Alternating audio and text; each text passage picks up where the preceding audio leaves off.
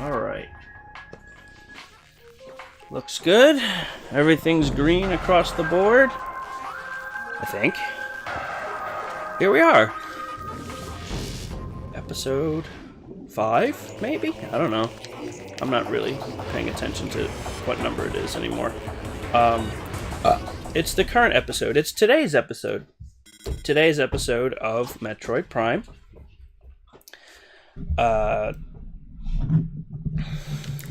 Let's see. If I recall correctly, and I should, considering it's only been a few days. Okay, we've got the ice beam. What was I here to do? Well, there's a door behind me that I was going to go look at. Oh, I see where we are. We're at the the gift shop. We're at the Chozo gift shop. Hall of the Elders. And there's a couple of ice beam doors that I want to open up. And this will take me back around. Right. It's all coming back to me now. So I'm going to go back into the Hall of the Elders to check what those doors are about. Whoop. Now that I have Ice Beam, I can go a bunch of places. Am I gonna have to fight Chozo ghosts again, though? Big question. Actually, let me see if this is... Yep. That is a door I have not come through. Same with... Wait. I have gone. Nope, I have not. Alright. Good to know. Let's hop on down. Nope! Fuck! Get out! Christ! Ugh. Oof. Did you see that reflection?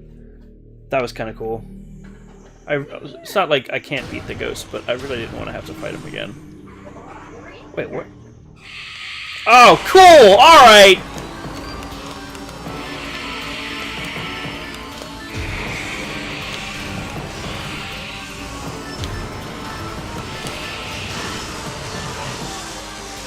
Can I not freeze them? Nope. Shit! Okay.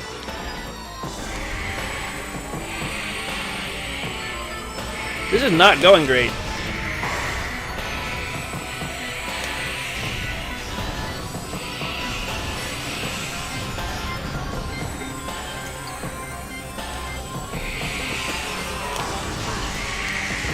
Okay, I'm gonna try something here. Do missiles work? No, missiles have no effect. Awesome. Well, I'm glad I tested that before I shot a super missile at them. Sure, good thing my pea shooter actually works.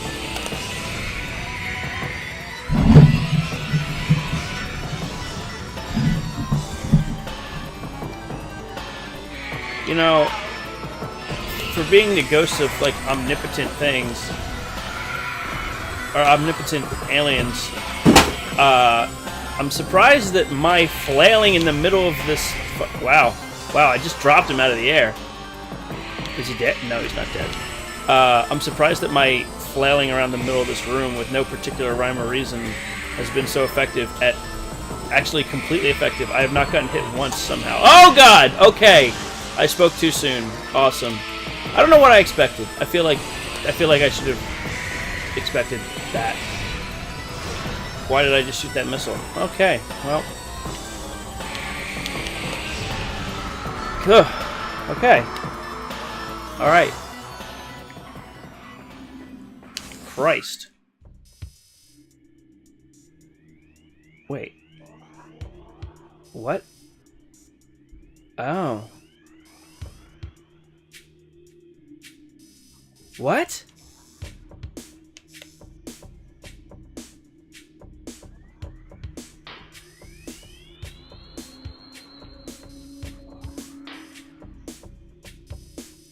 Oh, that's fucking with my brain. What?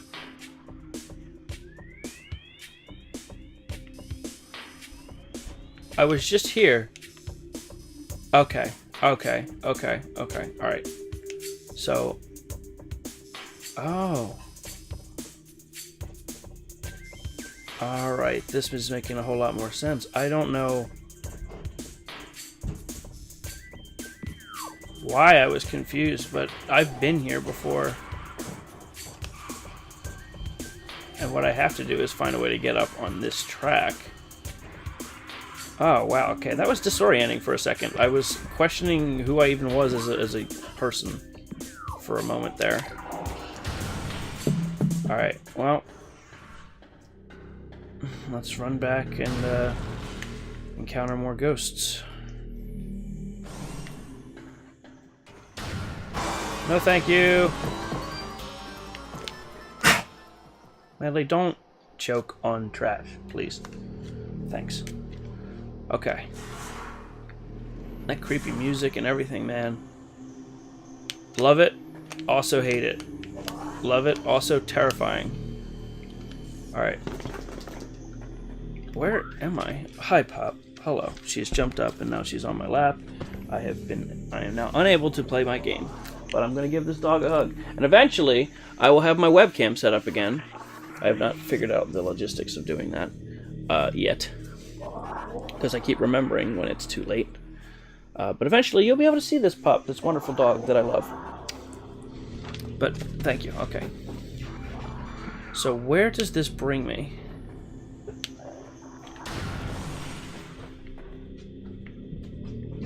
Sadly, don't. Nowhere useful. I've been here. I don't think there's anything that I need here. This works. It's good length.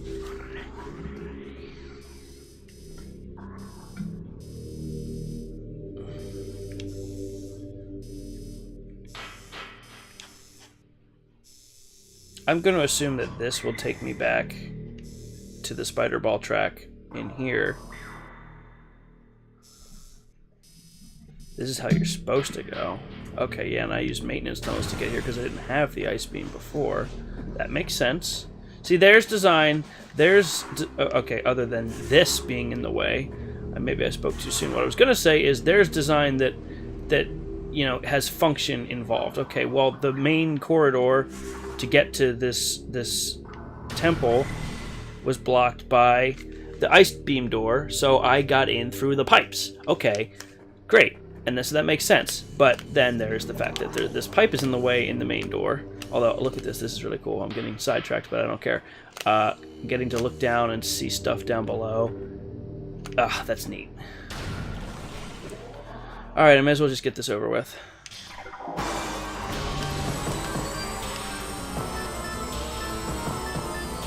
Three? This will be so much easier when I have the X-ray visor. Maybe I should just spam shoot them.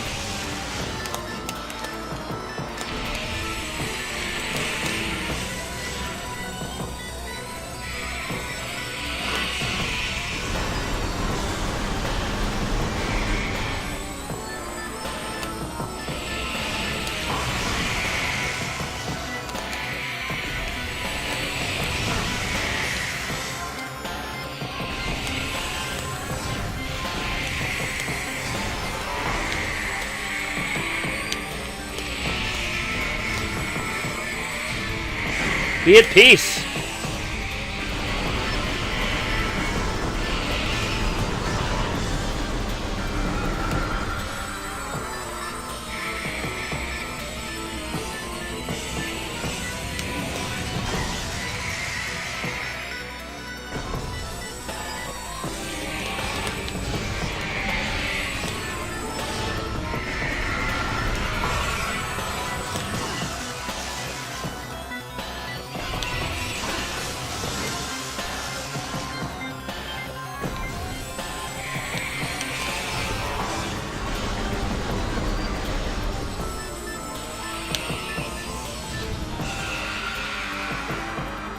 Having surround sound really helps track these guys, I have to say.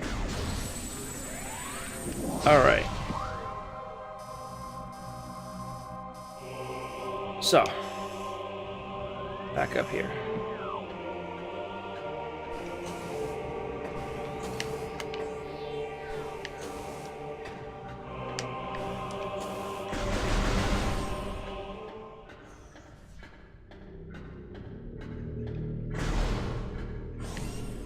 Every time this thing fucking scares me and surprises me. I'm never ready for this bird beak with the glowing eyes that is literally just a pump for a swimming pool. Ugh. Pool is free of fluids. Could you not have just said water? Oh no. Not on board. Oh, fuck you. Fluids. God, that's gonna... Pun absolutely intended. That's going to stick with me for more than I would care to admit. Alright, what was this way? This was the save... Save? No, the save is over there. Right. What was in here? I don't even remember. A whole lot of nothing now. As it should be. Let's head this way. Get! Love those loading screens, but they could load a little bit faster. Alright, let's find out where this goes. Oh, wait. Did I just... What? What? 2 different Talon... Then how the fuck... How the hell do I get on that spider ball track? Well... I really don't want to forget about the spider ball track here. Oh, you know what? I'm going to be coming back here eventually because of the Hall of the Elders. And getting the plasma... No, maybe the plasma beam unlocks the way in there. Either way, I'm going to be... I can't believe there's 2 Talon elevators that I've never seen right next to each other. Interesting. What does it mean? Guess we'll find out.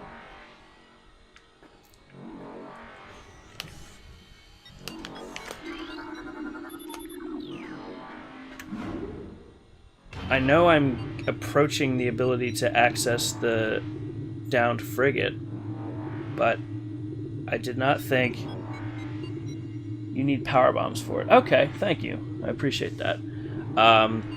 Normally, I would say hints more than direct information, but I have played this game before, so it's not like it's a major spoiler. It's been several years since I played Metroid Prime, so it's like, okay, things are, you know, vaguely familiar. Oops. So I'm not particularly, you know, trying to avoid any information, but in general, I do intend to appreciate more vague hints than direct, you know, go do this. But nonetheless, I appreciate it. What was I going to say? Oh, I turned off the automatic, here's where you go, hints in the game. So I'm trying to play this like an old school. Okay, alright, okay, so we're going to come out right here. So it does want me to go to the frigate crash site. Yeah, half blind, that's about right.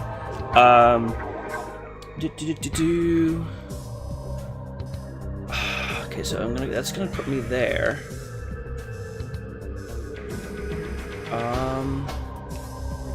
Kinda wanna go to the other elevator just to see where that puts me. God, I love this music. It's okay, between the 2 Talon 4 themes, I like the other one better. The original landing on the planet, get that awesome adventurous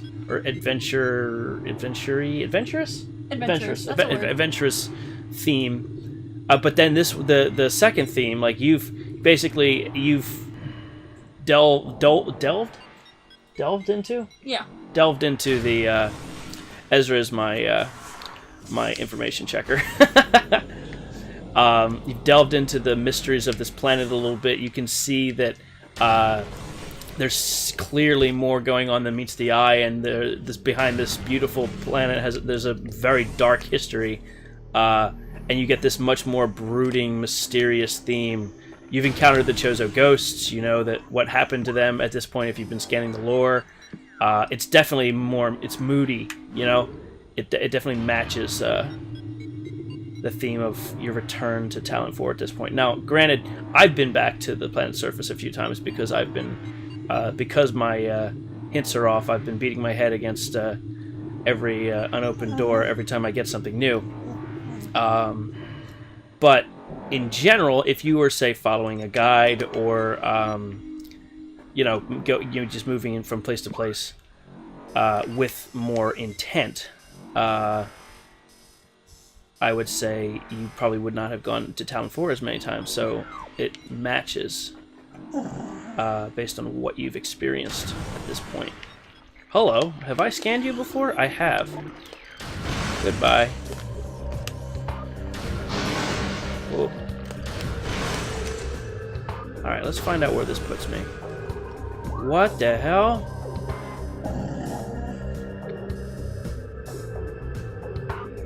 Thank you for the follow, Josh. I appreciate it. Alright, let's take a look here. So we have this tree in the center. Oh, okay.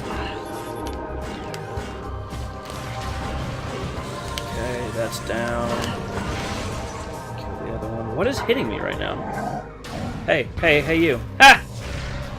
Awesome.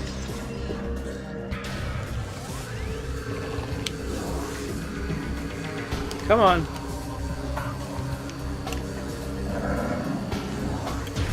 Alright.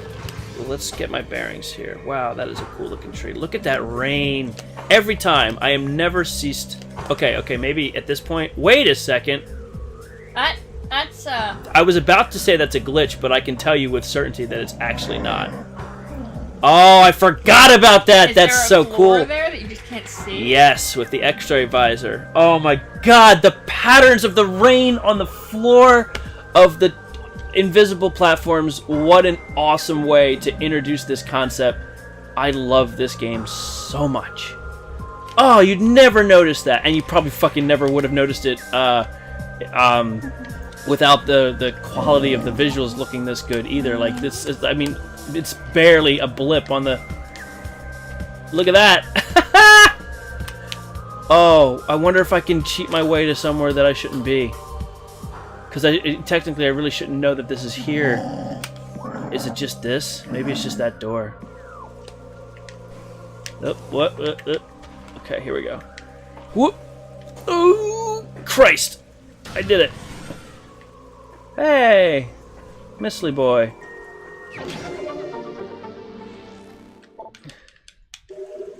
Oh, that was so cool. Seeing the rain. It really is. Like, I never would have even thought about that. But that's just brilliant design. Oh, Retro Studios. Boy, am I glad that you guys are the team that's going to be working on Metroid Prime 4. I really wouldn't trust anybody else with it, honestly. Look at that. Yeah, playing this on an old TV. I mean, like, again, I'm still of the opinion that standard definition games look best on standard definition screens, but the Mark II and the Carby, for that matter, these GameCube HD plugs are just a game changer. Oh, this game looks better than it has any right to, but it just goes to show how much amazing work Nintendo and Retro put into, number one, the system, but number two, Metroid Prime specifically. Oh, wow, look at that. Okay, hold on. So there's this platform. Okay, so the tree forms a floor, and then we can go up. I'm going to shoot these things so they don't get in my way. No. What's over here? A whole lot of nothing. Okay. Let's get a feel for where we are here.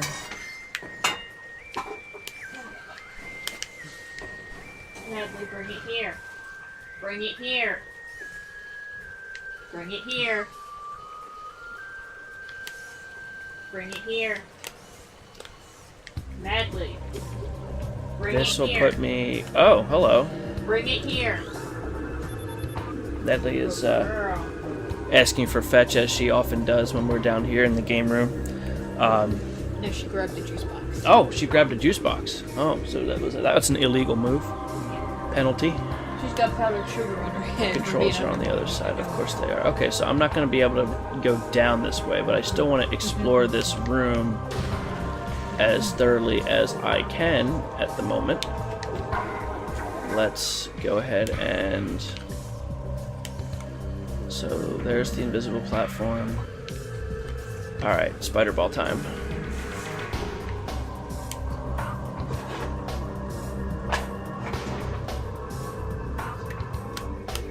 Oops. Crap!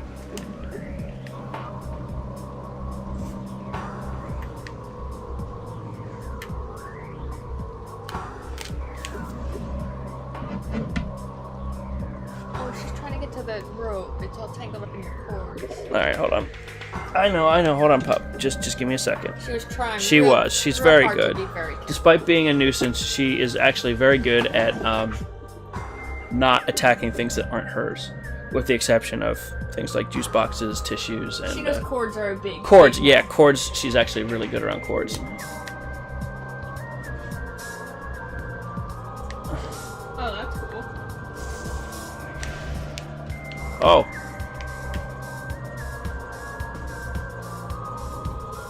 I wonder if I can get up there. Nope. Whatever.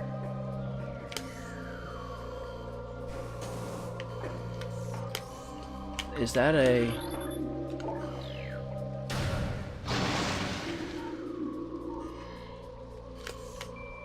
I feel like there should be something else here.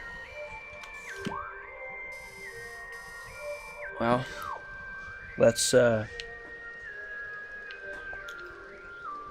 just head, Ah! No!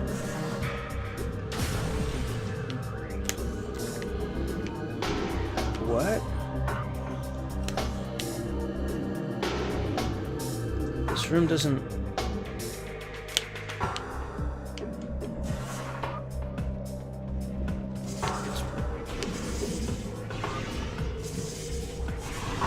It's a pretty room, but it doesn't have anything in it. It could be. Oh, hello. There's definitely more to it than meets the eye. But this isn't... Oh, I'm an idiot. I don't know why I couldn't... Bendesium. I forget what breaks Bendesium.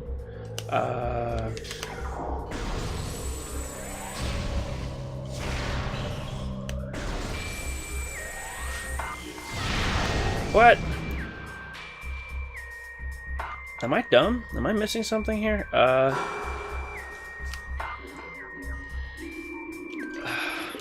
Let's go look.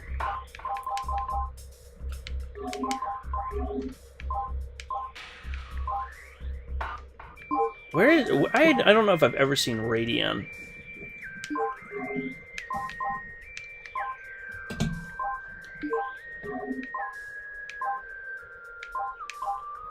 Cordite.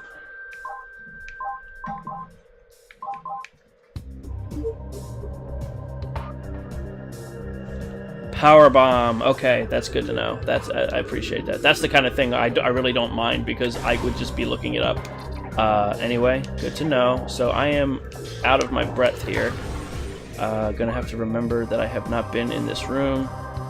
I'll be coming back here anyway because that is how I'm playing this game. But before I do, let's just... Well, anything that I'm going to be getting here, I'll be getting again later, so... coming back, going back down. Because I can't go through the gate. So... Lots of ice beams to do, but in the interest of more interesting progression, I'm going to go ahead and go back down to the crash site, which I've been itching to go to for some time now. Still have to do the Chozo gift shop one more time with the plasma beam, but I don't have that yet. I find it so interesting that there were two Chozo, or two Talon overworld elevators right next to each other. One of the things I've been trying to do more in this playthrough is look at these levels from a not just from a game design perspective, but from a world design and architectural perspective. Just kind of looking at places where it makes sense, like where the level design actually corresponds to a civilization, the Chozo, how they would get from place to place. And in some places it makes a whole lot of sense and is great, and in other places it is absolutely just for the sake of a good level or a good, a cool way of traversing obstacles or environments. But in this case, it kind of makes sense. You've got this very important Chozo room, or this temple, where this wouldn't have, obviously it wouldn't have been a crash site when the Chozo built this. It would have been, I guess, like a nice valley. Although, one of the things I was thinking about was, I was here. This is where I landed. This is where the frigate crashed. Assuming that the frigate crashed first, nothing should look... I mean, really, it doesn't matter when the frigate crashed, but something of this size impacting with the planet would have done a significant amount of damage. And even here, there's very little to say about in terms of damage to the planet. But I guess you could say, okay, it crashed into the ocean to an extent. Oh, fuck you guys. And that's true, but still, like, I guess we're all lucky because Talon 4 is a gorgeous planet, and it's not any further or any worse for wear than it already was, thanks to the space pirates. Ooh, special mushrooms. Oh, hello. A thing. Wait. I have to clear this shit out first. Oh, as best I can anyway. Oh, I can stand here. Oh, God! Fuck off! Such a pretty room. Just the overgrowth and everything. It just... I mean, yeah, I get it. It's still a little it's polygonal, I guess is the right word. I don't know, but you know what I'm saying. But even still, it holds up better than you'd expect. Oh, this is so pretty. Okay, this is something I was marveling at back... Uh-oh, I don't have time.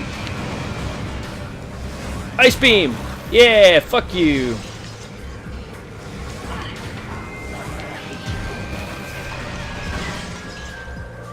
Okay, back to what I was saying. This is something I was marveling at on my initial landing on Talon 4, but if you've played Twilight Princess, at the top of the entrance to the Zora's domain is that waterfall, and if you've ever looked at that waterfall, it curves in the most immersion-breaking, stupid arc of a circle way that just looks absolutely horrible.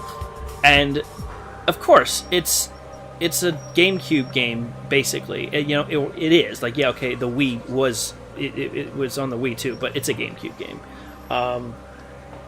But what Retro did was they hid the top of the water. They made it flush to the waterfall where it was coming off, so that you couldn't see that part of it. You couldn't see how bad the arc looks or doesn't look, because it's much further away than you could ever get to. Which again is a very clever way of hiding the parts of the game that have not aged well. I mean, here you can see, like, you can look at it like it's at like a 100-something degree angle coming down there into immediate right angle. Like, all right, the more you look at it, sure, but at first glance, it holds up because of the wizardry that they did. All right, let's find ourselves not there. We're not going to go back into the water where I'm stuck and can't advance. We're going to make our way here. All right.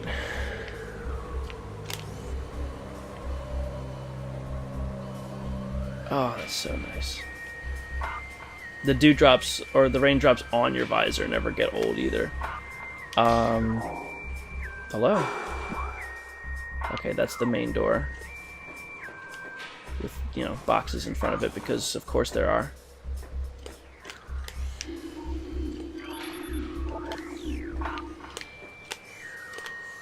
What?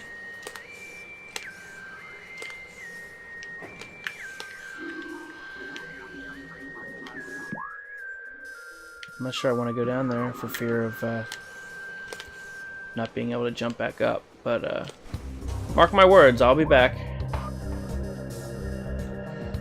Will I though, actually? Game logic, don't question it. Yeah. I can't help it sometimes, but I guess it's one of those things where you get into a game where things are so well designed that the logic makes sense, and then you reach a point where, okay, in most other games where everything doesn't make sense, okay, it's forgivable because, well, that's the standard. But with Metroid Prime, it's like, well, shit, you did so good in these other places, why'd you fall a little bit short here? But now, again, I'm really not taking points off for it. This is one of my favorite games of all time. But because of that contrast, those little moments tend to stand out more. Which is, again, all the more reason why it holds up as well as it does, because those moments are so few and far between, because the world that they crafted was so well thought out. Oh, and speaking of which, just returning to the tutorial level of the game, turned on its side, upended and dilapidated and destroyed. Such a cool concept. Oh god. Oh shit. Well. Down I went. Hope I didn't miss anything. Oh, this music. I don't remember this at all. Oh, it's creepy. Thanks, I hate it. But I love it. Okay, hold on. Let's get another eye of... What the hell is that? Oh, it's just burning shit. Cool, cool. Alright. Let's, start our... What the fuck are you? A nothing, apparently, but it's still... That looks like Phazon, actually. Hi, pup. Hello. I know. I love you, too. I do. I really do, but I really also want to play this game. Oh, okay. Are you gonna just nestle in? Just lay down. Just lay down so I can play my game. I just want to play my game. No, don't leave. I'm a terrible parent. Alright. So that looks like Phazon. But it's not letting me scan it.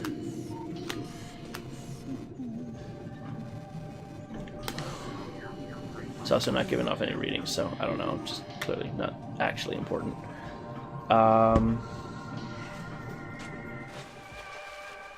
Moving on.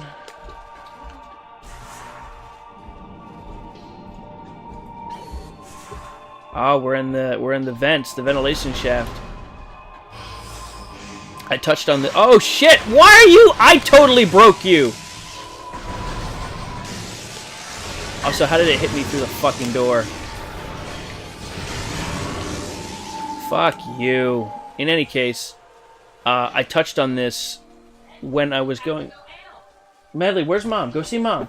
I touched on this when I was going through the frigate originally, but the Aquasac, sure. I'll take it. That sounds perfect to me. Thank you, Dizzy King. What was I saying? I touched on this when I first went through the frigate, but as you're scanning through Metroid Prime's, or you know, you're scanning through some of the log information on from the pirates, you wait. Okay. Lost my bearings for a second there. What? Oh, okay. As you're scanning, you start to read about the tunnel maintenance and the buildup of pressure in those heat vents, and that when they're blocked, they could explode. Oh, fuck. I'm doing too many things at once. Can you tell that I'm ADD? That I'm struggling to speak about something, play the game, and, you know, function at the same time. But you're reading about all this. Wait, have I scanned these things? No, I have not. Get back here, you shit! You damn right. Little asymmetrical motherfucker.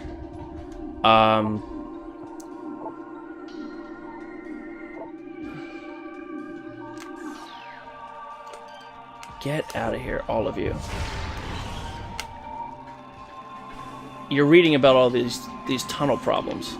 And then later on, during the escape, you're in those tunnels as these heat vents are exploding and getting destroyed and full of bugs and pistons and fire, and it's ridiculous. Open the door! Thank you. And it's not only is it very interesting... Oh, fuck, can I make this jump? Okay, here we go. It's very interesting as far as a game design perspective, and you've got this cool escape, and you're going through these exploding tunnels, and that's all great. But it also gives you some background about the pirates and their maintenance, and like, okay, yeah, they're so committed to results in their research, but they're you know, ignoring these little things here and there that end up causing a lot more trouble than they're worth. That ends up fucking with them. I think I need the wave beam for these guys. Yep. Oh shit, I fell. I fell. Fucking cocks. Oh my god. I hate this game. This is my least favorite game in the whole world. Everything is garbage. Oh shit, never mind. This is the this is where I fought the Parasite Queen. That's so cool. This game is amazing. Everything about this game is perfect, including the fact that I fell down an entire mile in the goddamn Varia suit where I can barely maneuver. What are you? Tell me what you are. Aqua Reaper. Fuck.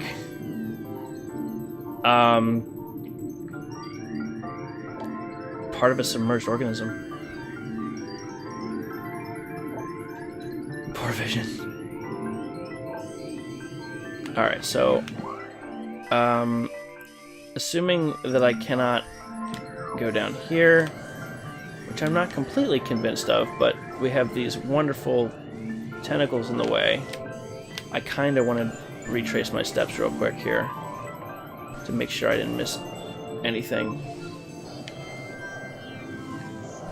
Oh no. Fuck you for knocking me over. Open your damn mouth. Yeah, that's what I thought. Dick. Up. Okay.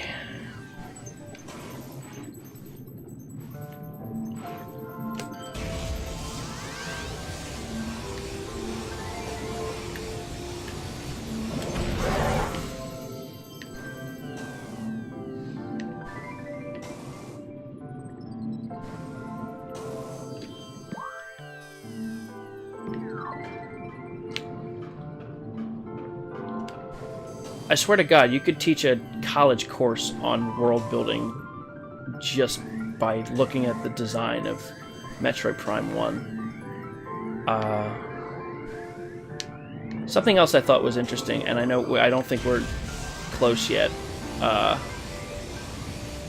Open your mouth. Yeah.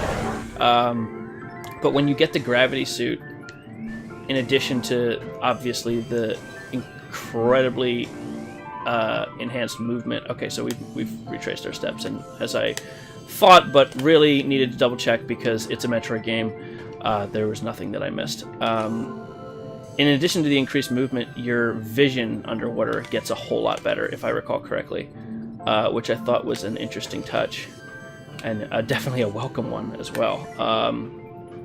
Let's work our way back.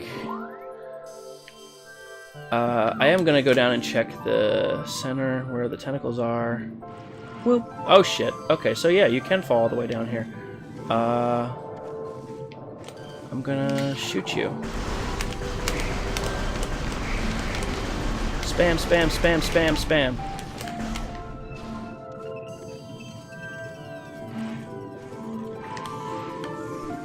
So they just come right back. Okay. Ah, I see. I really hope that there aren't more of those elsewhere.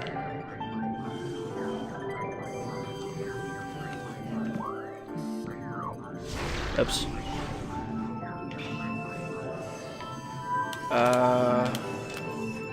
There's no real reason to go here. Okay, let's go find the beep boops. There's a beep boop. Can I climb this? No, I cannot.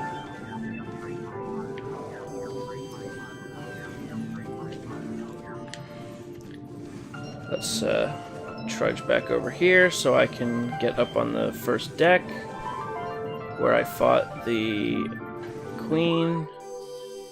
I love this. I love, and the reactor's been broken. It's tilted. It's clearly suffered damage from that explosion and the crash. Although, frankly, you'd expect a reactor explosion to have done a little bit more damage, but we'll allow it. I'm not looking here. I'm looking here. Okay, so that's a 1. Hi. All right. I think that's everything. God, it would have sucked if there were more up there. I'm not gonna look a gift horse in the mouth here. Let's find our next.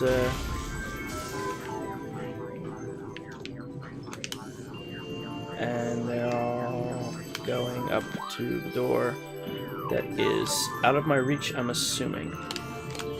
Oh, no, I can get there. But barely.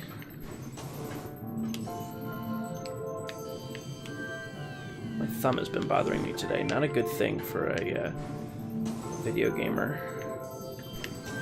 To have a thumb that's upset, but a little bit of ice and it felt better. I was thinking of putting some warm compress on it before I started playing tonight, but it's feeling fine right now for the most part. Open the door, come on. Wait, oh right, I'm an idiot. There's one more. Wait, I thought there was one more. Am I missing? Ah, yes, of course. All right, forward.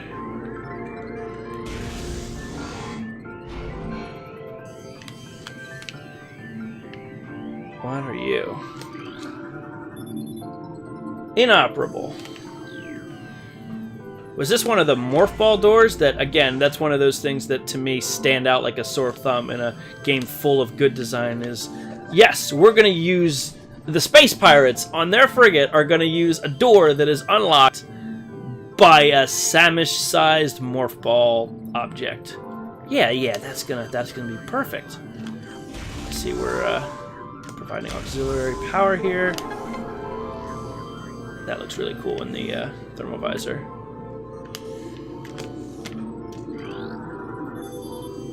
Thank you.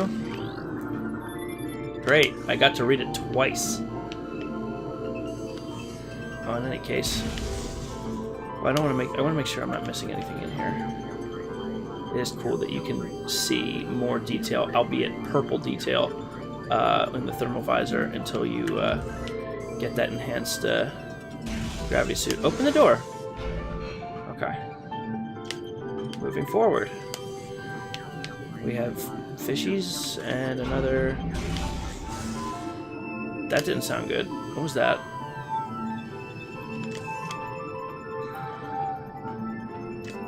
Sledging forward here. Hey, that's an energy tank that totally wasn't there. I bet I can fit through this window right here. Yep. Oh, you shit. I disagree. Fool. Nope, I'm just gonna keep holding forward until I get in because I believe that I can get in there.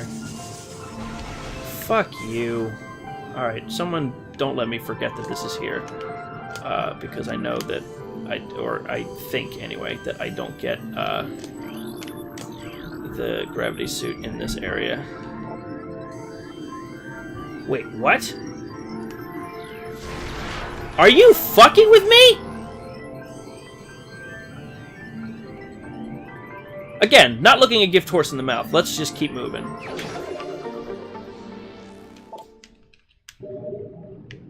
This is why you scan things, ladies and gentlemen. God, I can't believe I almost walked away from that. Oh, I'm an idiot. That's not the... That message was for going up here. Not for going in there. So the game has rewarded my exploration by giving me access to that energy tank. Which, actually, now that I think about it, makes sense why this would be here in the first place. Congratulations, you've gone off the beaten path. You've followed a path to its conclusion. You're not ready to go up here yet because you can't make that jump. But because you're here, here's an energy tank. Good job, you. So now begins the slow, sad struggle all the way back. Up and out. This is the downside. Okay, I don't know how I missed this, but sure. Safe stations like this make me sort of wish that there was a teleportation system, but at the same time, the design is such that you're never that far away thanks to the elevators, and, you know, I can think of far worse things than having to walk through a beautifully crafted level. Alright, let's just wander back down this way. Yes, I'm totally going faster doing that. Abso-fucking-lutely. Okay, well, now we know.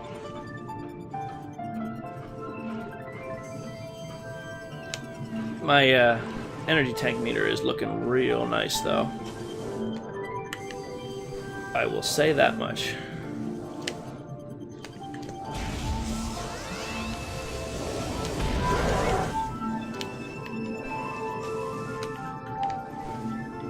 Okay, so we have followed this path to its current conclusion. Hi, pup. Okay, he's just gonna sit there and not do anything. Oh, now he's open. Thought you could get me, huh?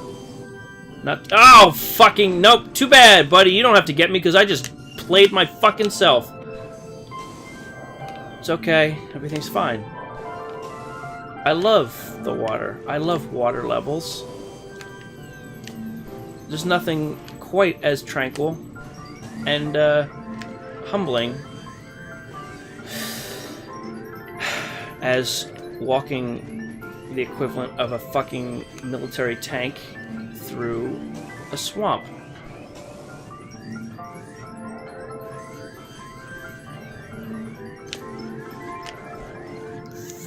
Fuck! I'm fine. Everything is good. Let's try this again. For real this time, everyone. No fakesies. We're going to climb this fucking tower with no trouble. Not a single mistake.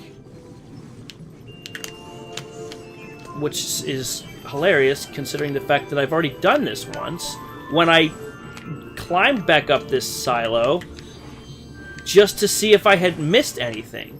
This is the second time I've climbed my way out of here, and it was completely unnecessary.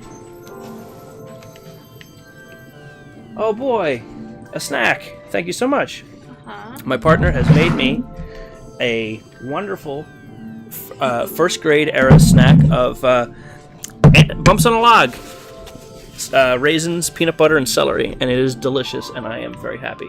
Oh, if I don't, that napkin just fell on the floor, and if I hadn't picked it up, Medley would have shredded it to confetti all over the rug. The upside to her doing this, and as well as shredding her toys, is I'm vacuuming a lot more, which is a net gain for my house cleanliness. That's how I have to look at it in order for me to not... Oh boy, come on! Oh. I did it in order for me to not get angry at the fact that she does this. But hey, it's animal instinct. So there's really not a whole lot I can do about it. Let's get up there. Come on. Ooh, okay.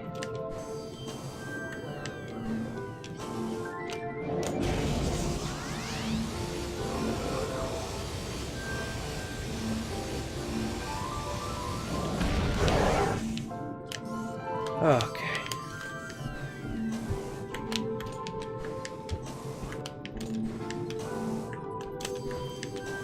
Don't fall now.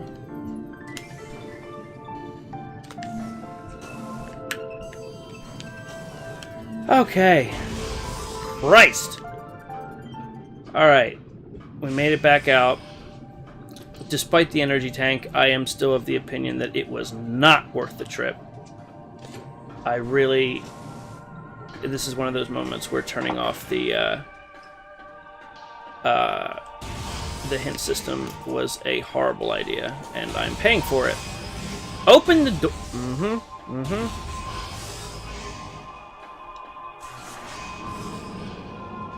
The entire time I was setting up your bumps on a log, Medley was laying there whining between me and the counter. She was so sure it was for her. That sounds right. Not a snack for dogs. Not for dogs. Peanut butter, yes. Raisins, death.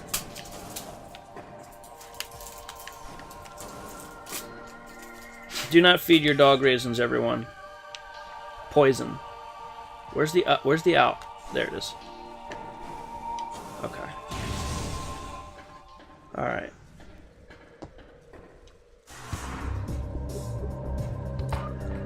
What? What the fuck was that about? I was moving at the speed of molasses in January. Alright.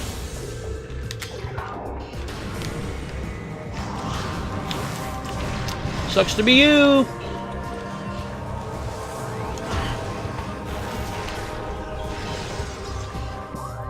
Alright, now that we're here, Medley, don't do that. I really do need to get a webcam up, so at the very least, when I have to stop what I'm actually doing, you can see how cute and annoying the dog is being. Seriously considering walking across the laptop. Yep, she was about to walk across the laptop, which would have probably been disastrous for the stream. Please don't, Medley. Just lay down, pup. Just lay But Dad, on my lap. I want your No, snack. you cannot have the snack. I just want to play my game. That Okay. was a desperate lunge for that. Yes, it sure was. Okay, so I really want that grappling hook. That's what I really want. But in any case, I think it's time to just probe more with the ice beam and see what we can find.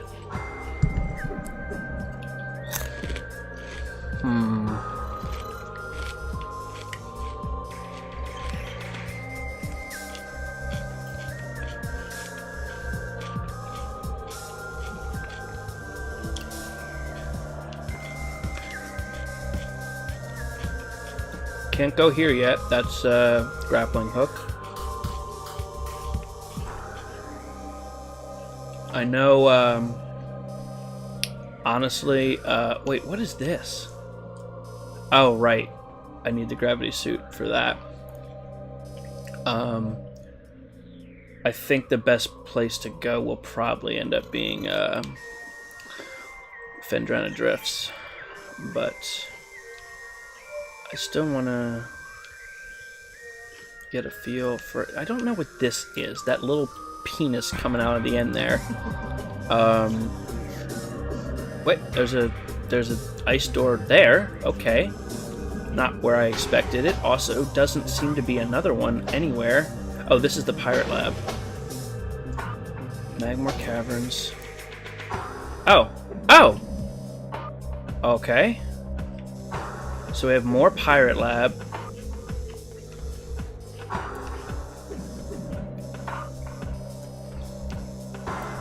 I am somewhat sure that there's something in that tower that I've failed to get the first time, either because, well, I was being inattentive when I was there, I forgot to look up, but now I can't get there.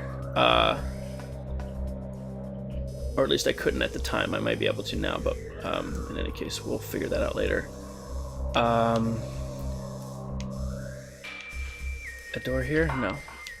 That's where I fought the She-Goth. Alright, well, Phendrana clearly has some things worth looking into. Let's see what Magmore's packing here.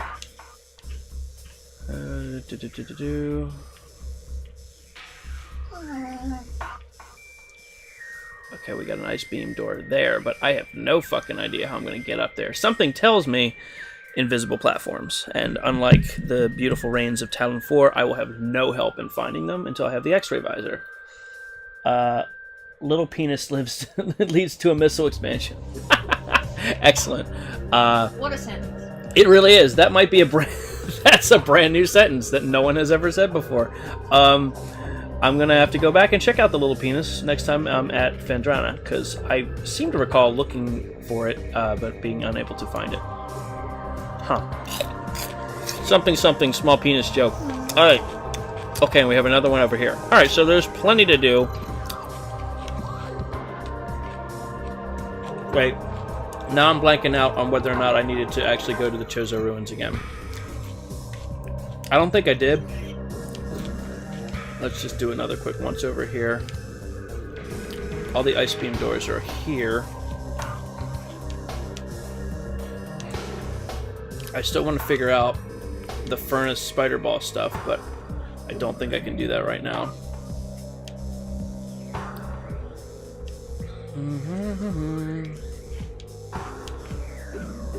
Just another quick once over.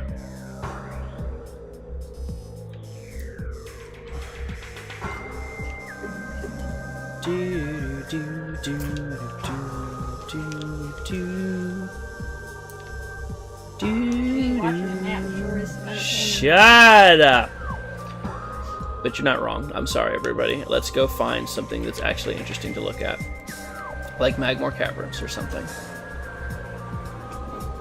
Oh. No ups. Oh, I hear a missile. I'll come back here with the gravity suit. I know I'm coming back anyway.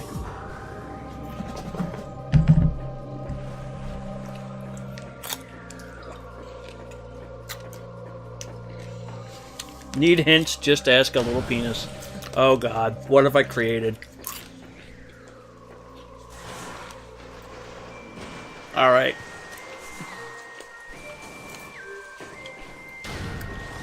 Moving forward.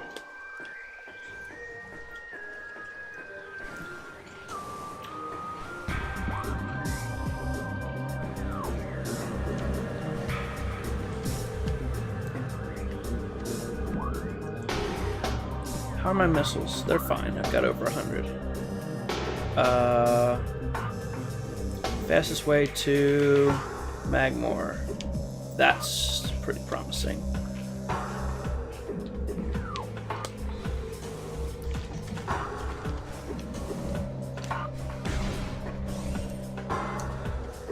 Don't care.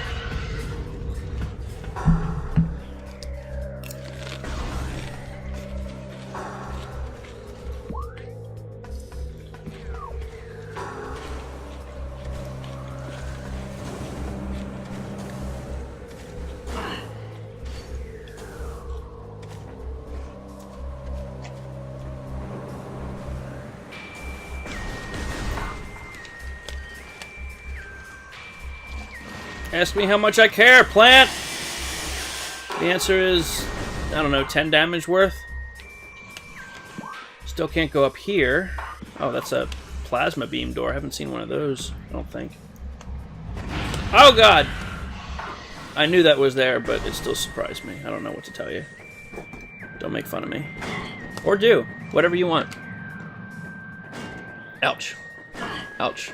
Yes. Make fun of me. I deserve it. I just ran through enemies. There we go. Glasses flip.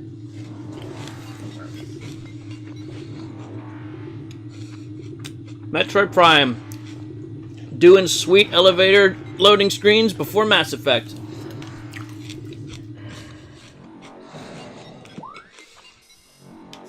Alright. So there's the ice beam door that I almost certainly can't reach yet.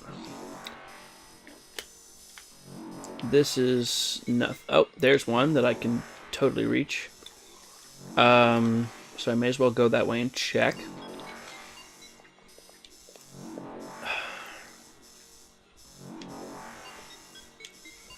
Note to self, if you have a peanut butter snack again, do not instinctively wipe your hands on your pants, because then the dog is going to lick your knees and thighs in a way that is extremely annoying.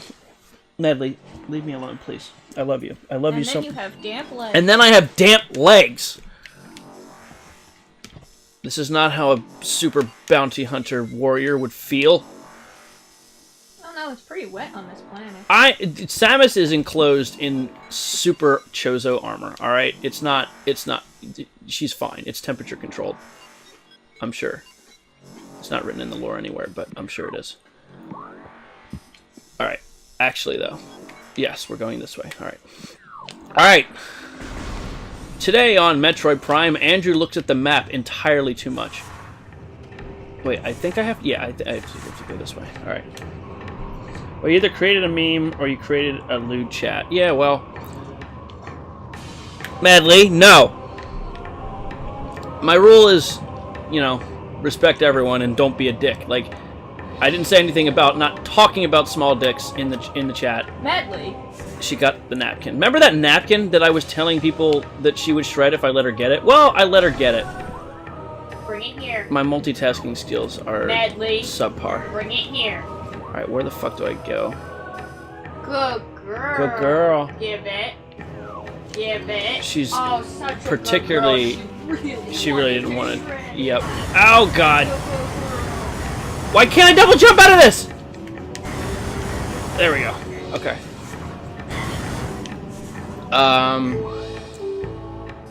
She's always particularly annoying when she has not gotten any... I thought I was on the platform. I'm not.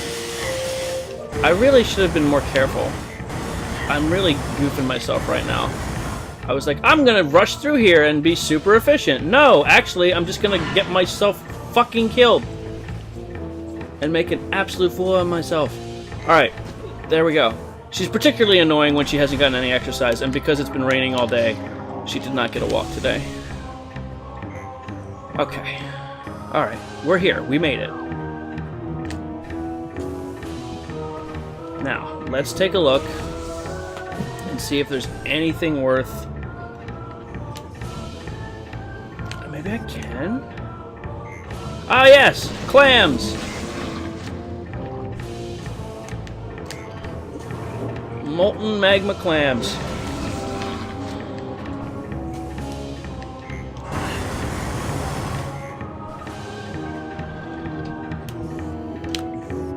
I don't think I can reach that. What is that? What? Rotating? Maybe I can reach it.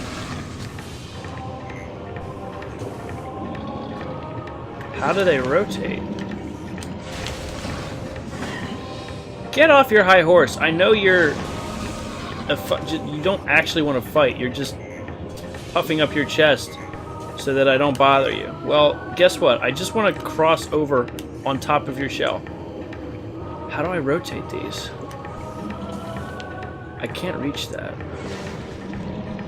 Oh, Christ! I always forget how absolutely miserable. What do you get if you combine two tiny... God damn it.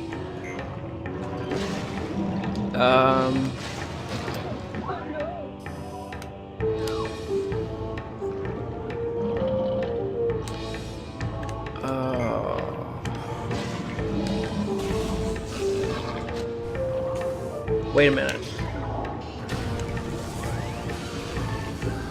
Just a thought here. Hate to do this to you, buddy. He didn't react at all. Well, I'm not seeing a way to get up here right now. Fuck you! Leave me alone!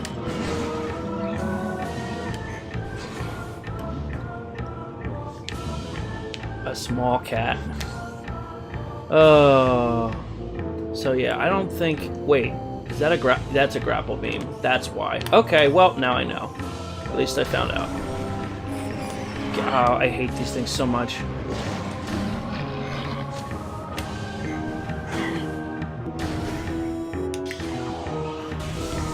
Okay. Let's go to the door that I know I can open. Actually make some progress on the stream. Oh, space pirates.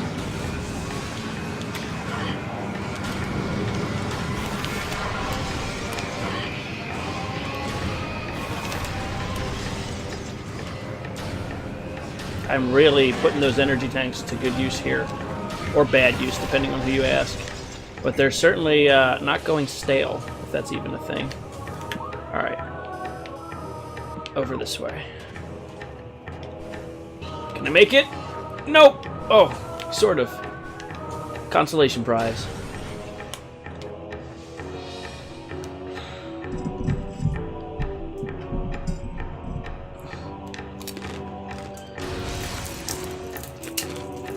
No. No! Fuck!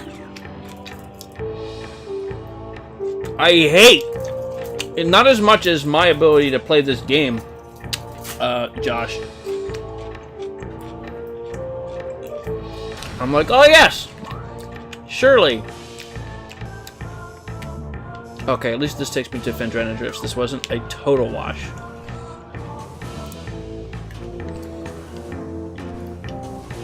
At least I didn't have to spend time wasting missiles on the Bendesium. Because you were already kind enough to tell me that that's power bomb turf. Alright, onwards and upwards.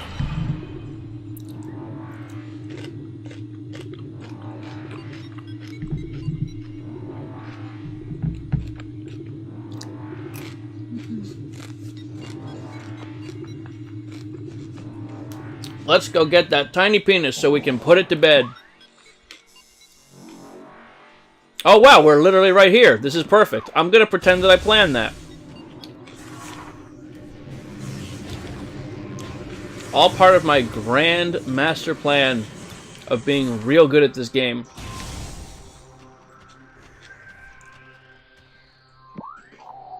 Or I'm just gonna not be able to do it because it requires a grapple beam. Also, big fucking boss is still here. That's neat, I guess. I don't particularly want to fight it a second time. Well, sorry everyone, the tiny penis is gonna have to wait until I get the grapple beam.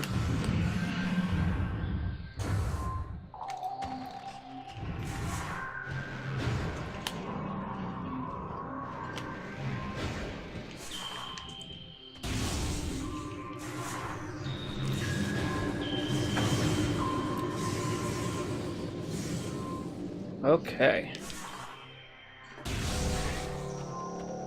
Oh, right, the sentries.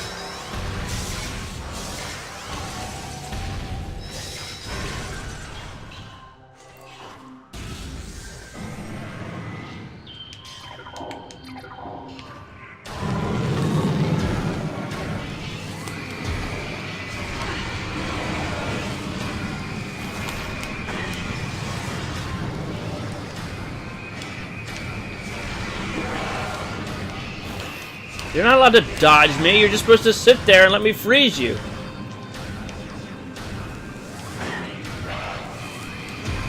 There we go. Christ, I have taken an absolute beating in my haste to actually get somewhere that makes sense. I apologize. Let's go ahead and put this tiny penis to bed. Absolutely. You can quote me on that.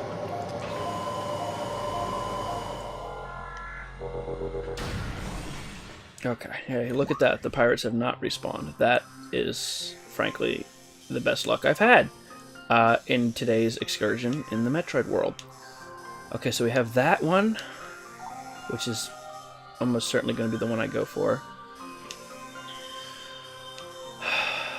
And I don't think there's any more in here, but let's just do an... Oh, God. That was disorienting. I do want to check that.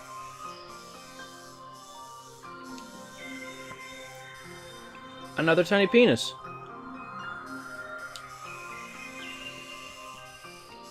That is 2 more tiny penises than I expected to see in Phendrana Drifts. Okay, so I don't think there's any other ice doors that I've missed. Another, you know, trek through it all certainly couldn't hurt, but we're going to go and try the door that I think I can go through.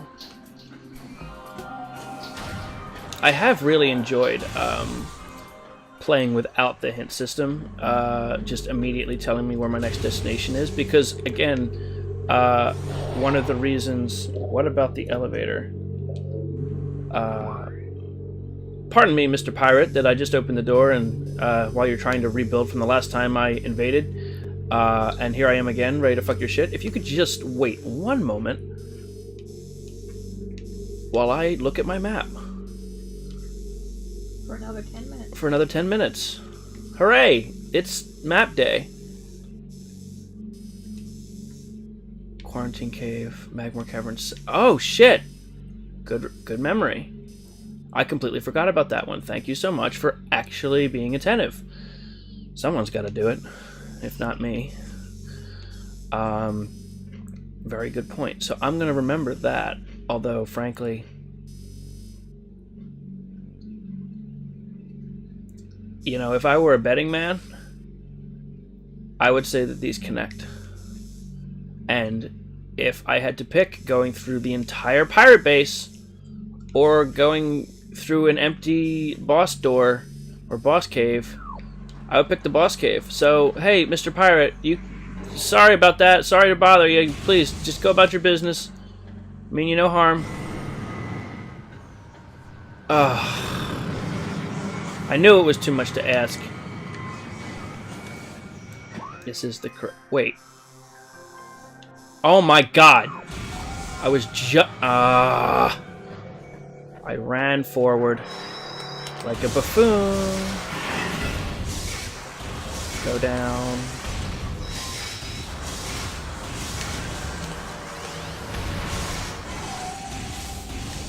It's alright.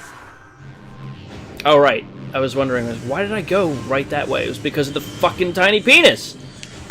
It's fucked me so many times tonight. Okay. No, I'm alright, thanks. More than I'd care to admit. Okay, don't wake up, Mama Shegoth. I just wanna... There we go. Alright. Up. Thank you.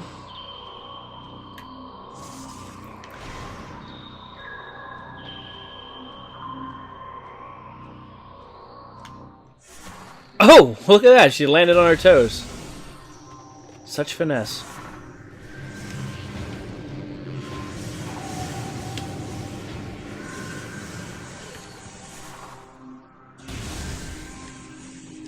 Right. Okay. For real, though. Progress.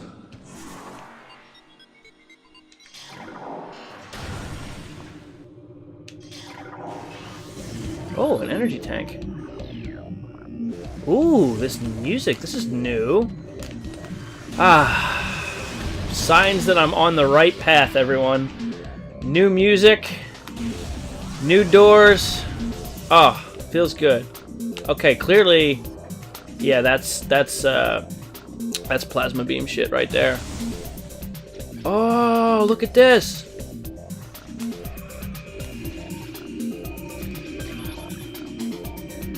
Okay.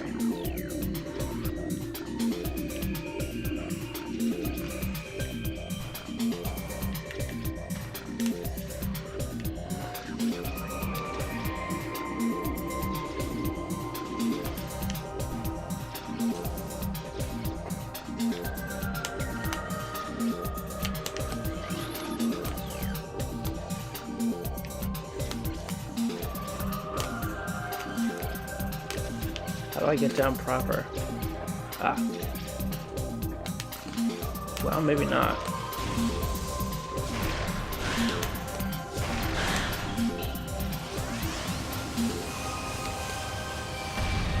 Nope, didn't think so.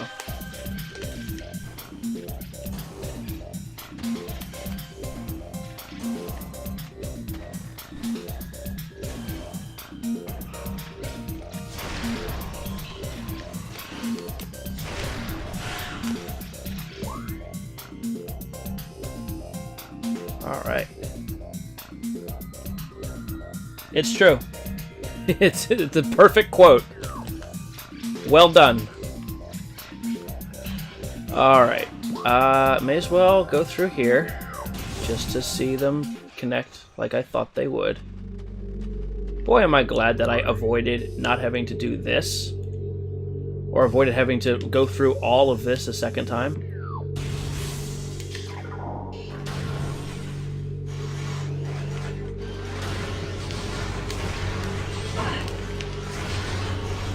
Oops, wrong order.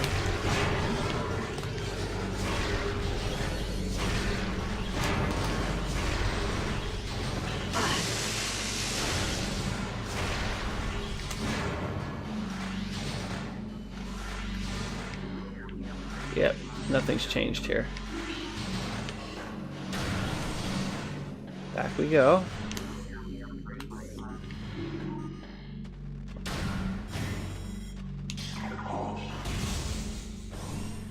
All right.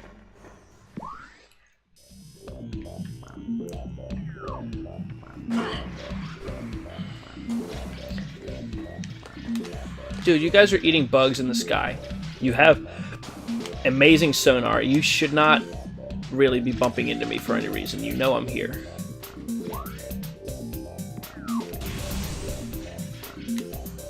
Okay. Okay, sure. Frost Cave. Okay, sure. Let's do it.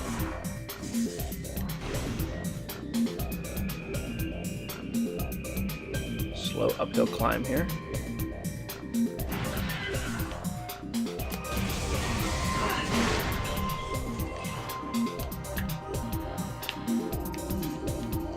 This looks oddly suspicious, this rock formation here. I don't trust it.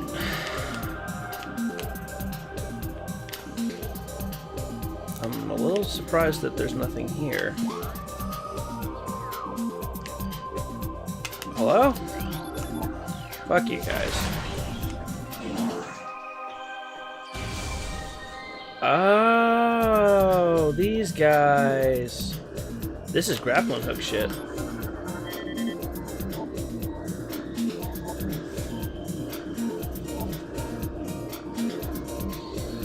Glider riding. A small kitten. That's adorable. I love kittens. I love cats in general.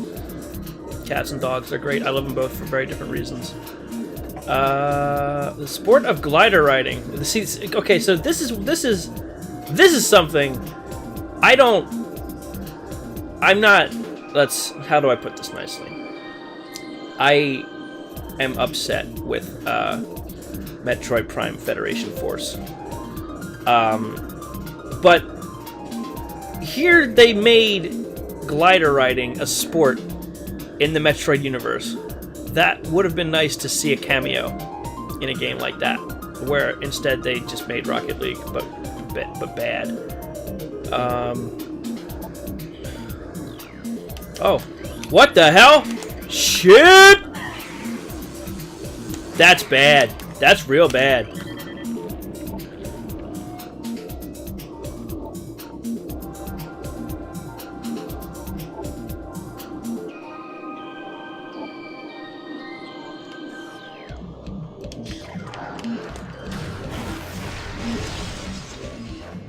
Okay. Good old Metroid kill an ice beam. Now, question.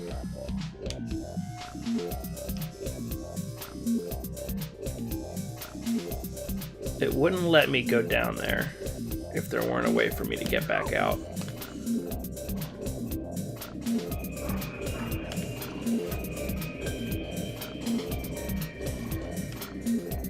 so the grapple beam must be in the proximity. What is this? Check this out, though. This geometric casing. What does it mean from a design standpoint, or does it mean anything at all? Could mean nothing. Let's go exploring.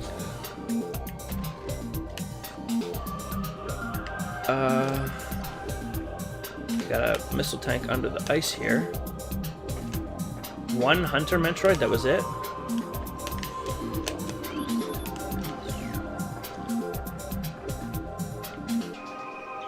And how am I gonna get in here?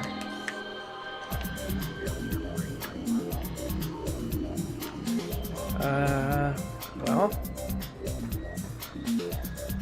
I'm not seeing any. I'm sure there's some secret that I'm missing here, but we'll come back. We'll come back. Fuck. We're good. We're good. Wait. Hello? Nothing.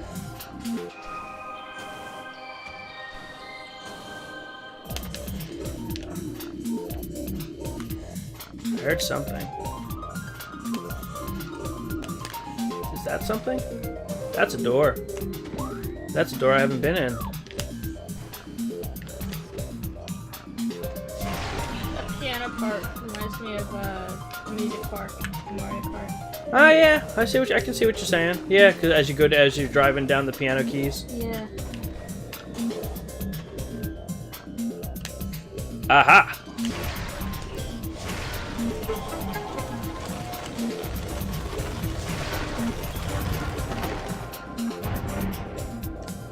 I don't think I can hit that one from here, but... Okay, that's giving me access to the two doors that I need to get access to, which is nice. I don't think I can make this jump, but let's try it. Oop, nope, absolutely not. No chance. There was never a chance. Okay, well... I see. I bet dropping that icicle or that stalactite or stalagmite? Which one? I think stalactites are the ones on the ceiling and the stalagmites are the ones on the ground. Okay, well, I believe you. Anybody want to look this up to confirm? Stalactites and stalagmites. Which one is which? Here's something I say every day. Are they Watch your head. Yeah. Yes. Thank you for the hint. I think I remember could see is ceiling and G is ground, I think. But I could be misremembering from when I was like 8 and never went over that ever again after that point in my life. Alright, so let's try...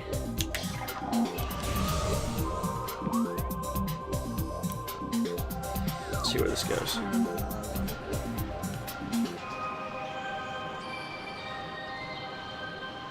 Nope.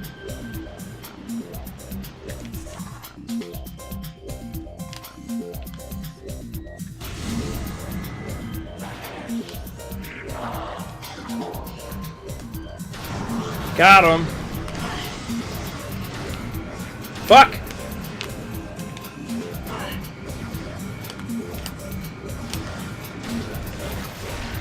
How they stay in the air after I've frozen them is beyond me. Right. Okay, so what is it? Stalactites. Ceiling. Stalagmites. Oh, interesting. Ground. I always assumed it was stalag and stalag. Nope. Stalac and stalag. Yep. Sure showed me. 8-year-old me remembered that real good for some reason. Congratulations. Good job, 8-year-old Ezra. Alright. Let's see.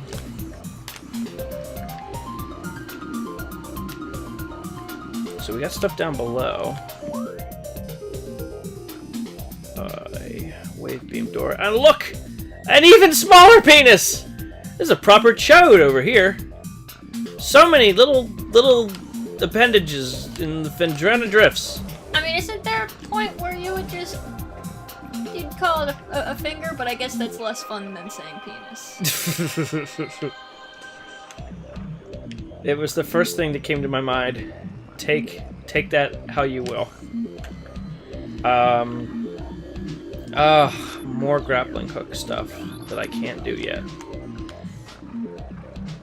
Okay, well, down we go. Wait, well, too late now. Here we go. I want that grappling hook, man. Don't. I'll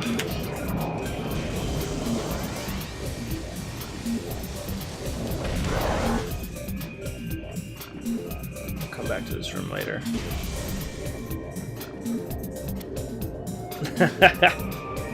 Giggle, giggle. Alright, what do we got? This is a crashed something. Like, this is all submerged. This isn't normal pirate shit here. There's a reason for this. What does it mean?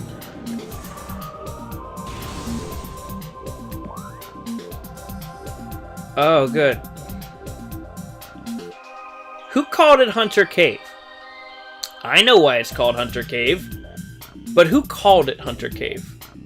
And how did they live long enough to give it a name? You know, I bet that's a fucking save point that I just wandered past. Ugh, fine. Well, looks like I started breaking this shit.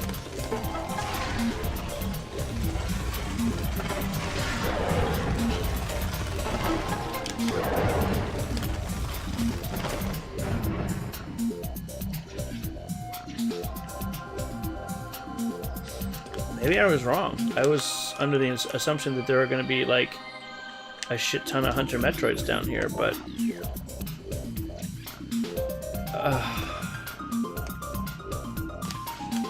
I get the feeling that I should have already gotten the grappling hook.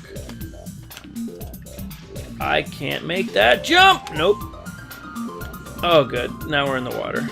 My favorite. Well, let's look around while we're here.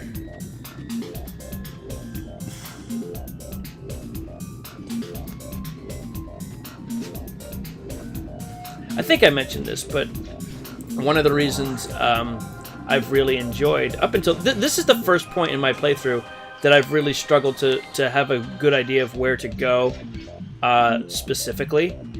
And the reason for that, not just because I've played the game before, because really my memory is really not that great as far as the specifics of direction and progression, but what I've really been relying on is the scans and scanning shit to figure out where to go next. And a lot of the lore has given me ideas of what I need to be pursuing and what I need to be doing and where I need to be going. And so this, like I said, this is the first time that I've been struggling to struggling in more ways than one to know exactly what I should be doing, other than beating my head against areas I have not yet gone to. I am, at this point, very confident that my next upgrade is going to be the grappling hook, which will open a lot of doors for me, physically and literally, or literally and metaphorically, rather. Though the X-ray visor is also on that list of potential possibilities. I do not expect to be getting the gravity suit, though I would love that, frankly. Here's a tip. You're making progress. Good, good. That's all that matters. Man, if only we could be so sure of that when it came to real life. I wish some all-knowing being would just be like, yes, you're on the right track. Congratulations. Oh, I love seeing that reflection of her eyes. That's such a cool detail. I don't know who thought of that on the retro team, but well done. Just, hey, this whole HUD, the whole HUD system looks amazing. looks and feels fantastic. Oh god. Just let me shoot the dude! Open your damn mouth, thank you. Alright. Wow, okay. I was wrong. Not complaining though. Can you guess, Ezra, based on the name of this particular room, what I'll be getting next? Oh, gee, I don't know. They sure didn't call it the grappling hook chamber. Oh, this room is such a pain, but once you get the upgrade, it's a lot easier because you can see shit.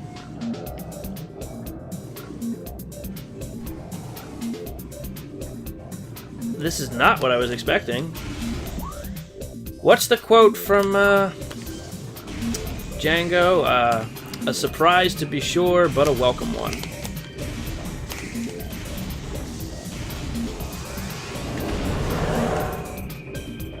Minding my own business. Nope, minding my own business.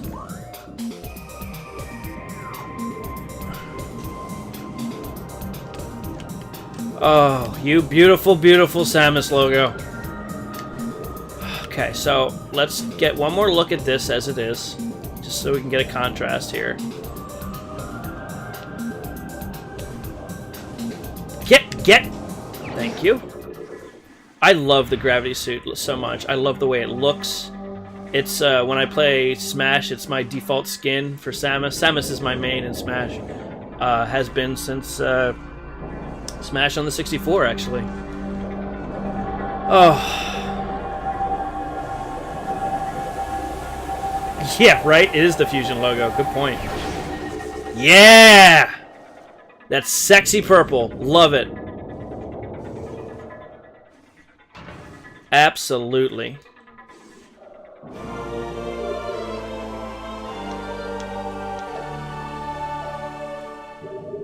And look how much easier it is to see in here now.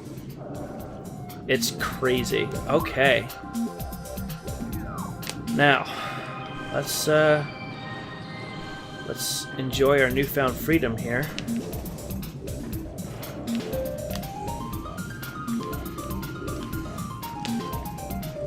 I don't care about you at all. Unlike certain 2D Metroid games, though, the gravity suit in this game does not mean you can just walk freely in lava, which is truly a shame.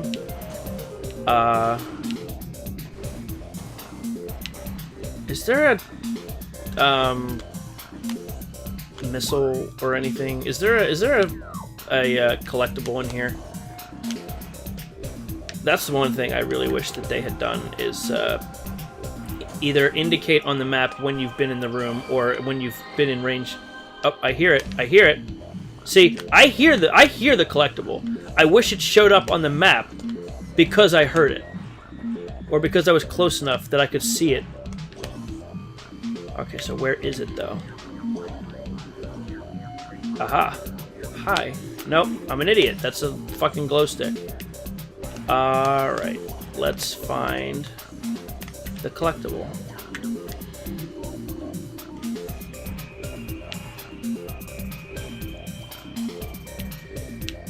Metroid Fusion was a great game. Definitely an unconventional Metroid game, to say the least, but I really liked it. I know some people are conflicted on how it strayed a lot from the Metroid formula, but I'm a fan. I like that game a whole lot. Where's that damn upgrade? Hello. Look at these frozen fish. That's awesome. Sucks for the fish, though. The ceiling. What a time to be alive. I was fortunate. I don't know how old you guys are, but I was fortunate to be in middle school. I think I was about 6th grade when Prime and Fusion came out. What? Well, that seems like... If that's it... Oh, there it is. When Prime and Fusion came out, I was 12. And what a time to be alive, seriously. Getting to read about these games in Nintendo Power Magazine, just eagerly anticipating, you know, GameCube news. Like the GameCube, these were not launch titles, but they were okay. So you're a good bit younger than me, but it's just it was crazy. Like I don't know what games came out like around that time. Like think back to when you were in like 6th grade and just think about like what you were excited about. You know, in terms of upcoming media. It doesn't have to be games, it could be movies, it could be anything, but reading about it in the magazines, because we didn't really have the internet the way we have it now. Like we had, I think the Nintendo forums were a thing, but still nothing to the extent of this. And then Prime and Fusion basically at the same time, like a dual launch. Fucking cocks. It was what a time to be alive and be a Nintendo fan. What am I missing here? Come on.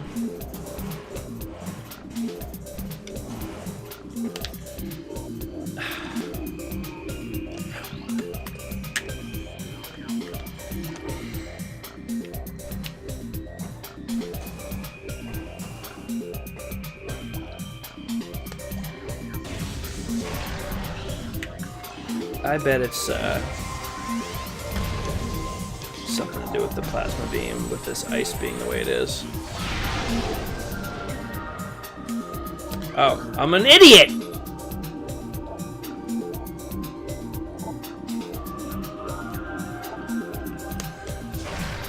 Yeah, it's plasma beam. So, I'll be back.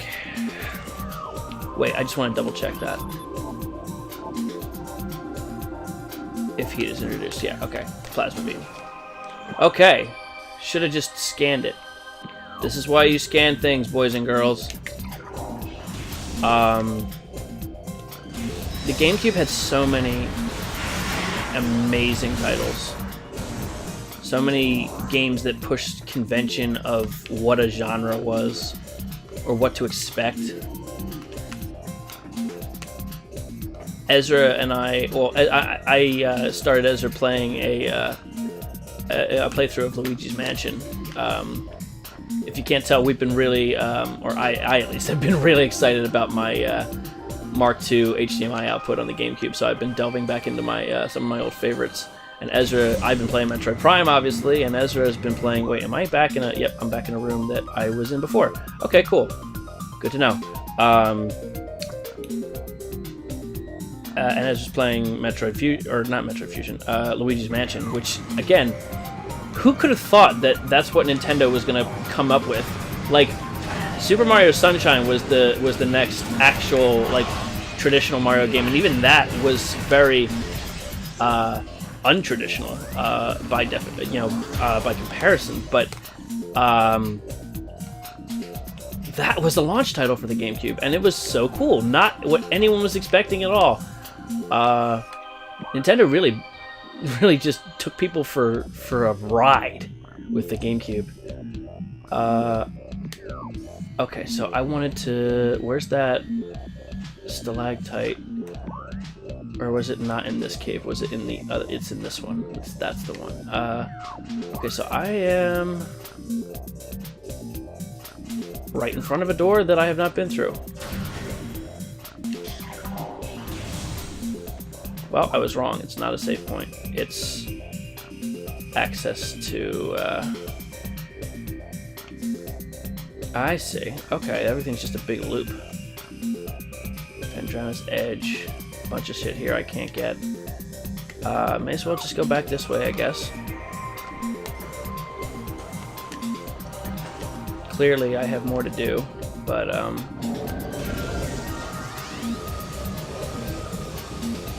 now that I have the gravity suit, I have a lot of other exploration I want to do. Starting with the frigate.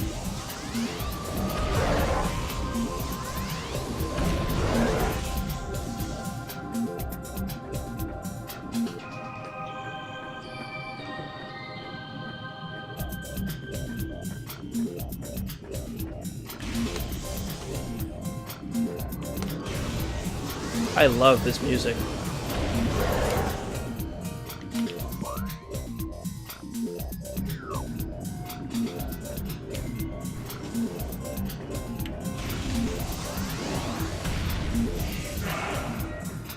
What?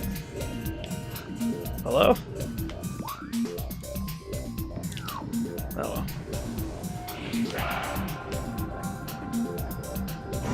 2002. This game came out in 2002. I still have trouble believing that.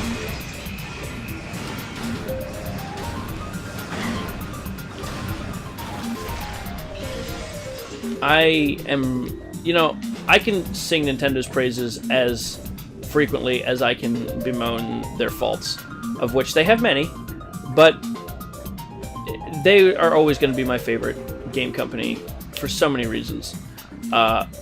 One of the biggest being, despite their size, despite how much money they make, how big they are, how many franchises and IPs they maintain, they still innovate. They still push the envelope.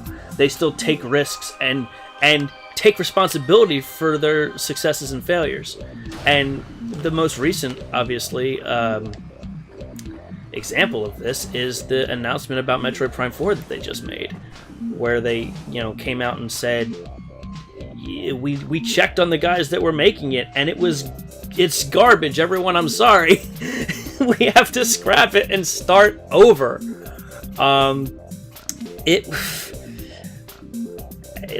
That to me takes such, what's the word I'm looking for? Integrity. Yes, thank you. That I really wish you saw it more in the game industry, particularly from Western companies like EA. Did I go through this door? Yes, I did. Where's my next move? I've been here. Because this is gonna be, it shows their commitment to quality, that they want to deliver a good Metroid game, that they're not just pushing a game out to make a game. They're making Metroid Prime 4 because they want to make a good Metroid game. And that just means a lot to me. Metroid Prime 2 it's good. It is, it's been, like I said, it's been a while since I've played it. The last time I played these games was in college. Actually, I think I was 19. I'm 28. I'm 28, right? Or I'm not 29 yet. Yeah, you're 28 because this is the brief time where we're both the same age, because I'm about to be. Wait. No. No. Oh my god, I don't remember how old I am. Yeah, hang on. I need to do the math now to make sure I know how old I am. Oh my god, this is bad. I'm 2 years off. I can't believe this is happening. I'm having such a brain fart right now. I'm really kind of scared. I think. Yeah, no, I'm going to be 28 in March. So you're gonna be 30 this year because it's 2019. No, that's impossible. Yeah, because you're 89. I don't want to be 30 this year. Yeah, you're gonna be 30 this year. No! You're 29, and I'm about to be 28. Absolutely not.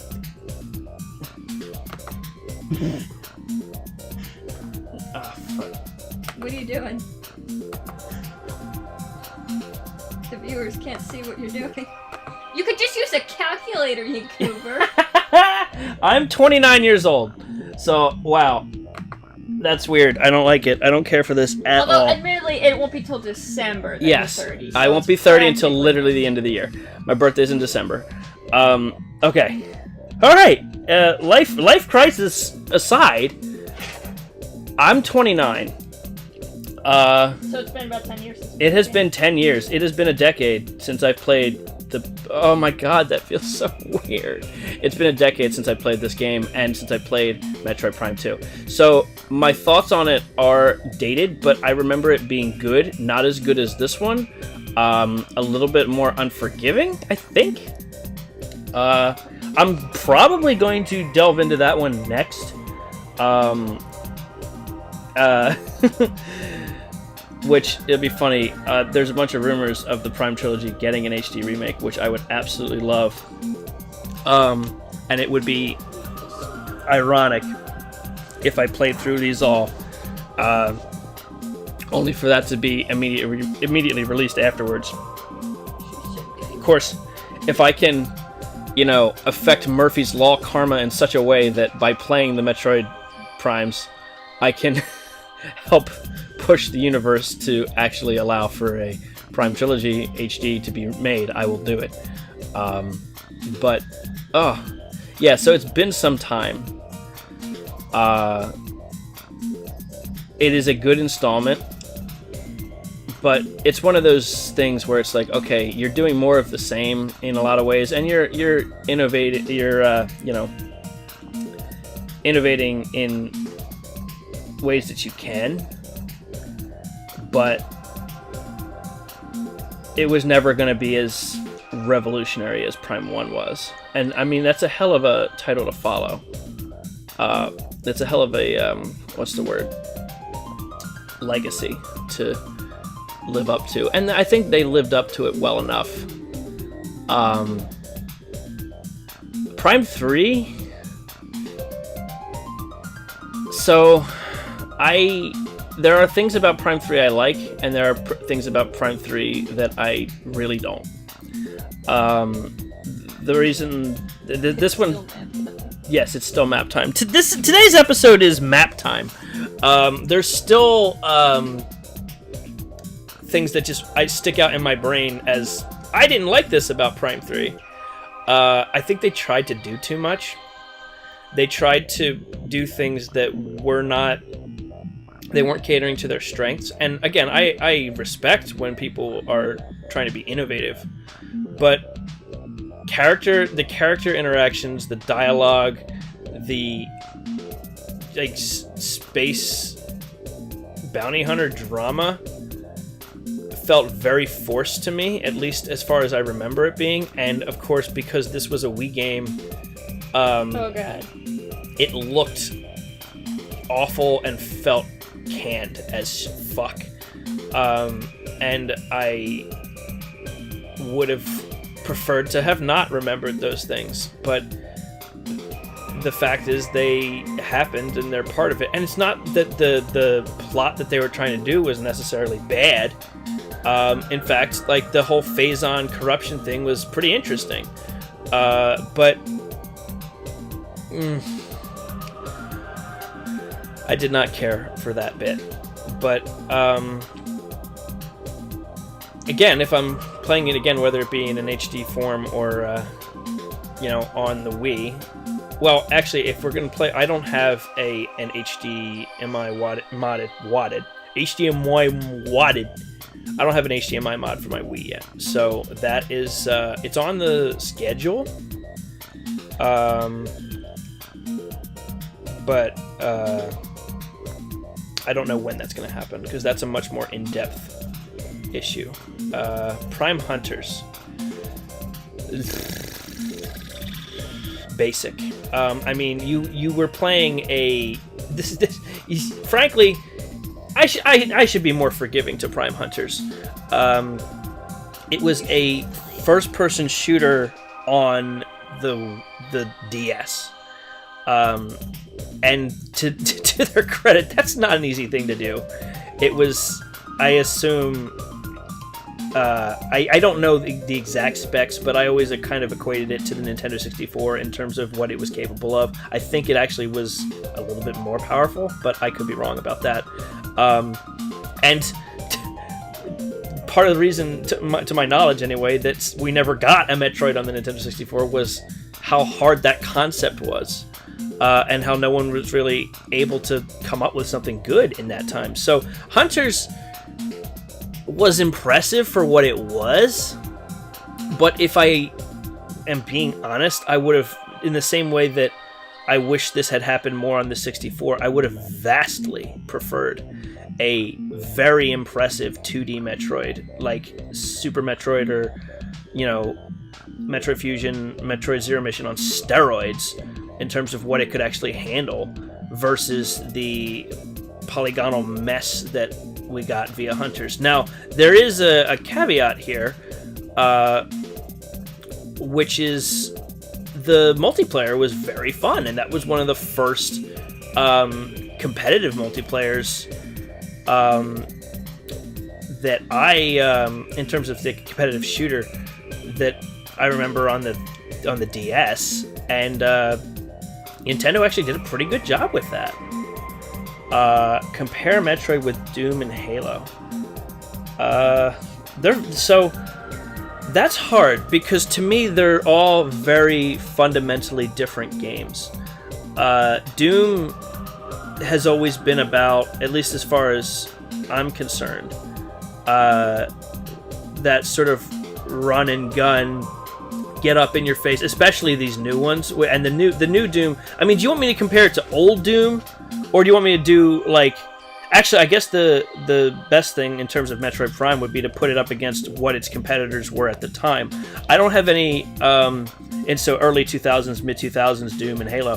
Metroid and Halo get a lot of that comparison, because they were these two flagship sci-fi IPs from Microsoft and Nintendo. Halo was genre defining in terms of its combat, where they had the hide and cover, regenerate your shields. Like that was new.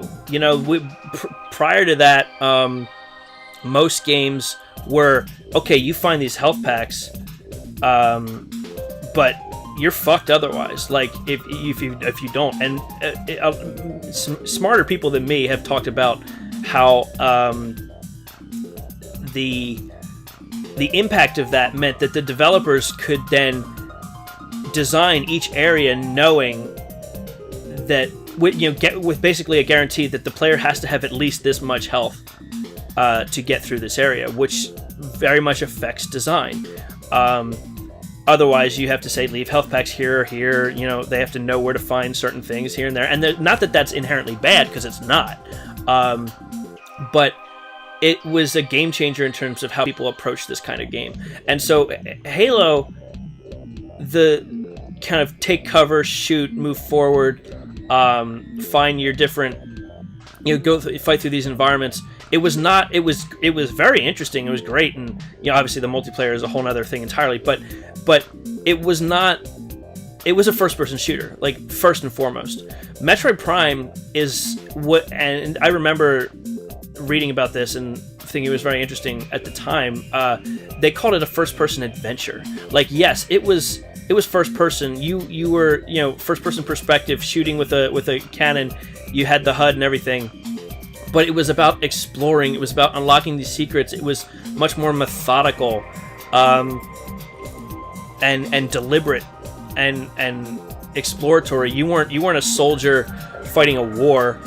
You were a bounty hunter dropped in the middle of fucking nowhere trying to figure out what the fuck you're doing. And then you unlock this story and you end up basically fighting a war, sure. But it was much more isolating, I suppose. Doom is, I don't have any familiarity with the Dooms of the this generation.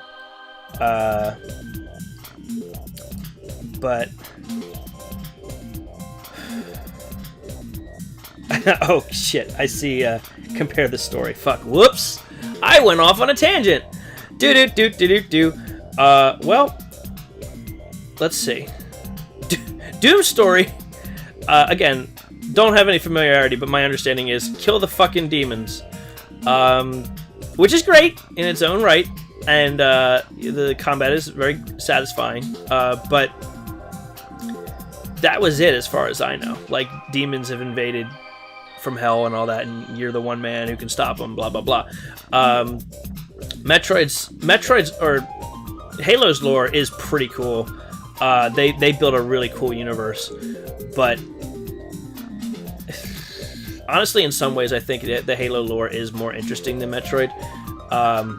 In terms of the, at least in terms of the faction dynamics, I think the different ancient races and how the modern races are interact is more fleshed out than Metroid's. Granted, Halo has had many more modern titles to expand upon that, where Metroid hasn't. And the lore of Metroid, of course, is a lot has to be learned. Most, in fact, has to be learned by scanning through the Metroid Prime games, and you're told stuff in Metroid Fusion and such. But I don't really want to get into Other M at all. In fact, if I had my way, that none of that would be real. But I think Halo had a more focus on story, where Metroid had a more focus on world building and environment building, and it has the potential for a lot to be done with it. But at least as far as I understand it, there isn't as much to it. The Space Pirates seem pretty flat to me as far as motivation goes. The Federation that's about all I know about it. Is they're the Galactic Alliance or whatever, they're the government. It's literally that's what I know about them. They're the government. And the Chozo are the ancient beings ancient, yes or not, because they existed and raised Samus, but they also didn't. They disappeared. I think. I don't remember. But they kind of have that sort of ancient wizard nomad sort of thing with the technology, but also being modern and super futuristic and have all this special technology that they were able to give Samus. So they each have their strengths. Doom, as far as story, I would not put Doom in a story category. Now, I have not played all the way through the newest Doom. I think they did expand a little bit more on there. But again, story was not the focus of those games. Yes, they have a world, they have a story they're telling, but that's not why you're playing that game. However, I have to give a disclaimer here. Most of my opinion of sci-fi story, particularly as far as video games go, is seen through the lens of the Mass Effect trilogy. I'm a huge Mass Effect fan, and it's hard, at least as far as the original trilogy goes, it's hard for me to not inherently compare games to Mass Effect when it comes to sci-fi world building and storytelling. I know that's not really a fair comparison because, again, each of these games has tried to do a different thing. But I can certainly tell you that I would not be upset to see more expansion into, the motivations of the different races, their history, their culture in Metroid, and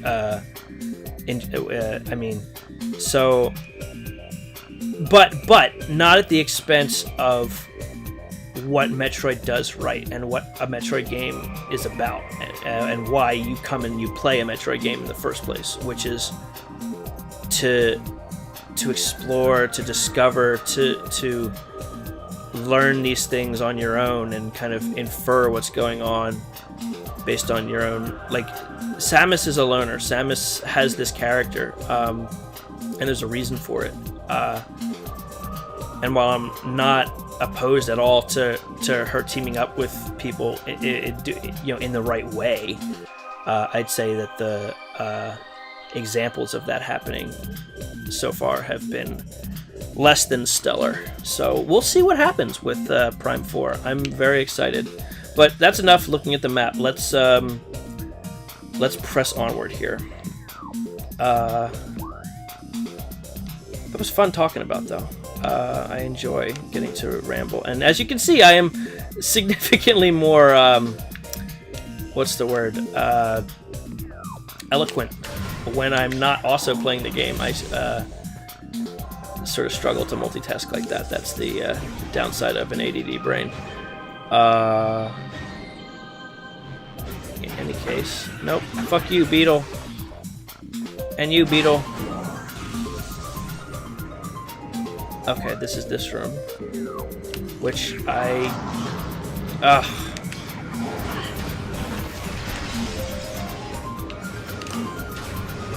There was one Hunter Metroid in here. Hey! How's it going? I was wondering when you were going to show up. I cannot make that. Wait, I can, because there's a thing. I can do it! Although, I think I just goofed because... Is this the room where there's still a stalactite? Maybe I can get it from over here. Ah, shit! Get up. There we go. Okay. I thought there was one more stalactite for me to break in this room specifically, but I bet I can't get it until I see the, until I get the grapple beam. This is just a save point. Well, that's okay. Nice to get a save point. Kept missing all the streams because of work. Turns out, streaming at 3, working 2 to 8. Oh, dang. That's unfortunate. I am sorry. Work is more important, though. Gotta make that sweet, sweet dough. But good to know that you are alive and doing well.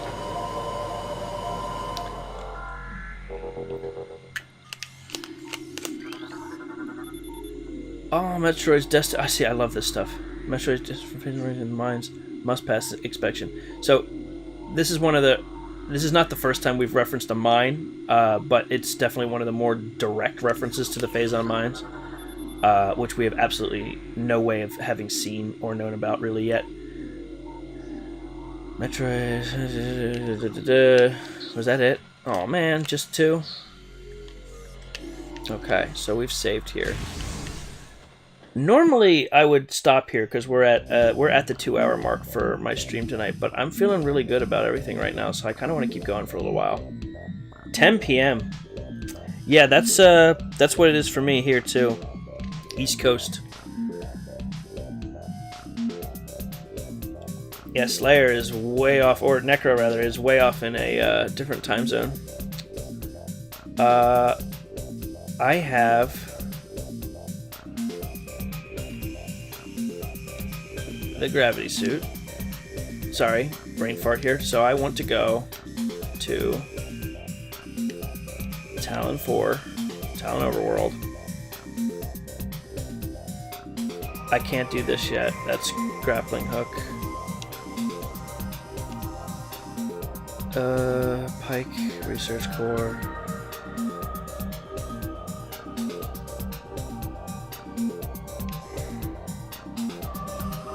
Okay, that's not as bad as I thought. Still, with those work hours, that's rough. I know you're here in spirit. So that goes to Magmore. That's just a save station. I am not going through there.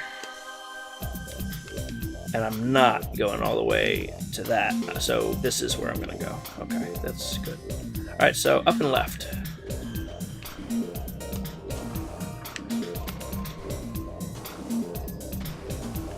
Seriously though, wasn't there a thing? Yes, there it is. And no, I can't get it until I go the other, on the other direction. All right, good to know. I'll be back.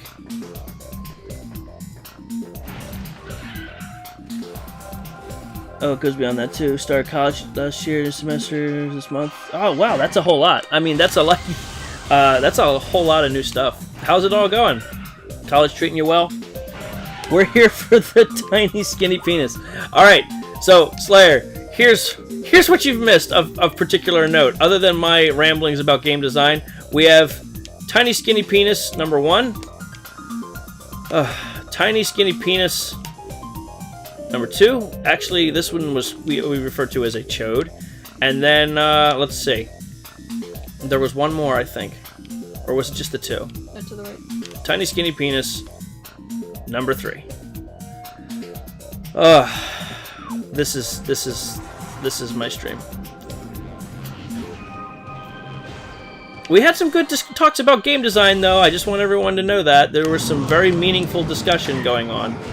I got to ramble about what it was like growing up in 2002 when all these games came out brand new. Got to talk about Retro Studios and getting to be the ones to work on Metroid Prime 4, which I'm real happy about. Did I just goof? I did just goof. I'm a fucking moron. It's okay. I can work my way back up. Good times. Good times. Is this the right door? No. I have to go up further. There we go. That's what I was missing. Ooh, fuck. I was not 100% sure I could make that jump.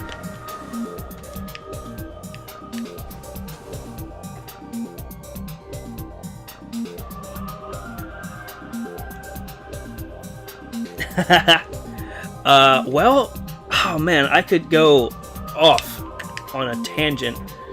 So many tangents about the game design of Metroid Prime, but suffice it to say, it's one of my all-time favorite games, and the world building that Retro did in term. Oh, wrong way. I did it. I did the thing again, guys. I fucked it up. I went through the wrong. Wait, is there a second? No. If you are interested, Slayer, or Necro, sorry, I keep going with the old name. Did they really respawn? You fuckwits!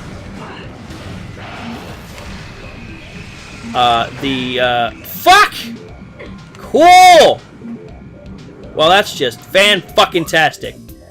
It's alright. I do have the, recordings of the other Metroid Prime streams on my YouTube channel. So, if you're looking for some background noise while you are, doing whatever, they are there for you. But, I've talked about, like, design as far as, are certain areas and levels designed to feel like they were lived in versus are they designed to just be cool for as far as navigating and playing a game? Are they cool levels or are they cool worlds? You know what I mean? And in some cases it's one, some cases it's another. The points of the game where it really sticks out as in a negative context really are only highlighted as such because of there are so many examples of where it is done well, where it really feels like this was a lived-in world. That's really it's in ruin, but was once great. Stuff like that. What else? Little design quirks, or not quirks so much as little tricks that Retro. What? I didn't know this was here.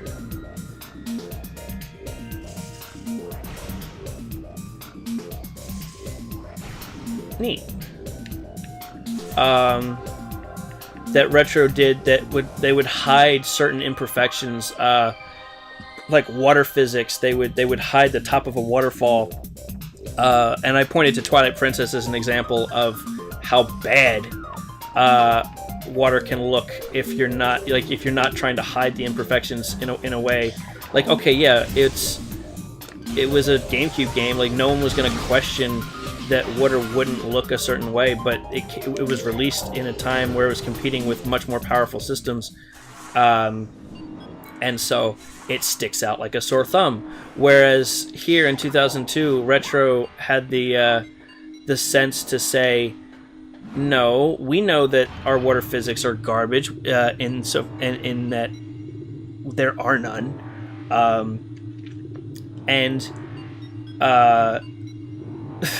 we're going to hide the top of the water, so you're not going to be able to see the top of the waterfall. You're just going to see the water and the implied waterfall, and it's still going to look pretty damn good, even in 2019. And so, things like that, that just make this game not only age visually well, but very well as far as a design perspective. I just have to stop and marvel at it. you know, when I see it. Oh, fuck you!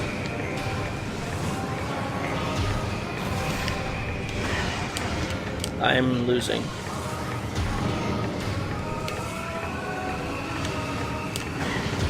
I didn't realize there were 3 of them. There we go. What? Get! Did you see that missile? It went all over the place. Okay. Dark Souls is one of my favorites for exactly that reason. Majora's Mask. Oh yeah, both of those games, incredibly well, well designed as far as their worlds.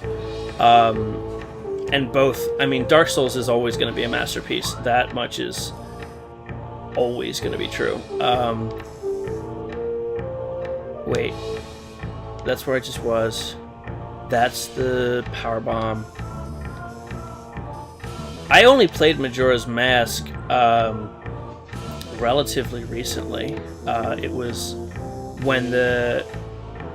Okay, so that's the way I'm going. It was when it came out on the 3DS that I really finally said, no, I absolutely have to play this. Quick note, if you're looking for the best way to play the original game on a TV, say, like on a big screen, I tried playing the... I've tried playing both Ocarina of Time and Majora's Mask on the GameCube disc, and they look surprisingly good. Okay, it's still the Ocarina of Time graphics. Nothing about that has changed. Sure, the textures and the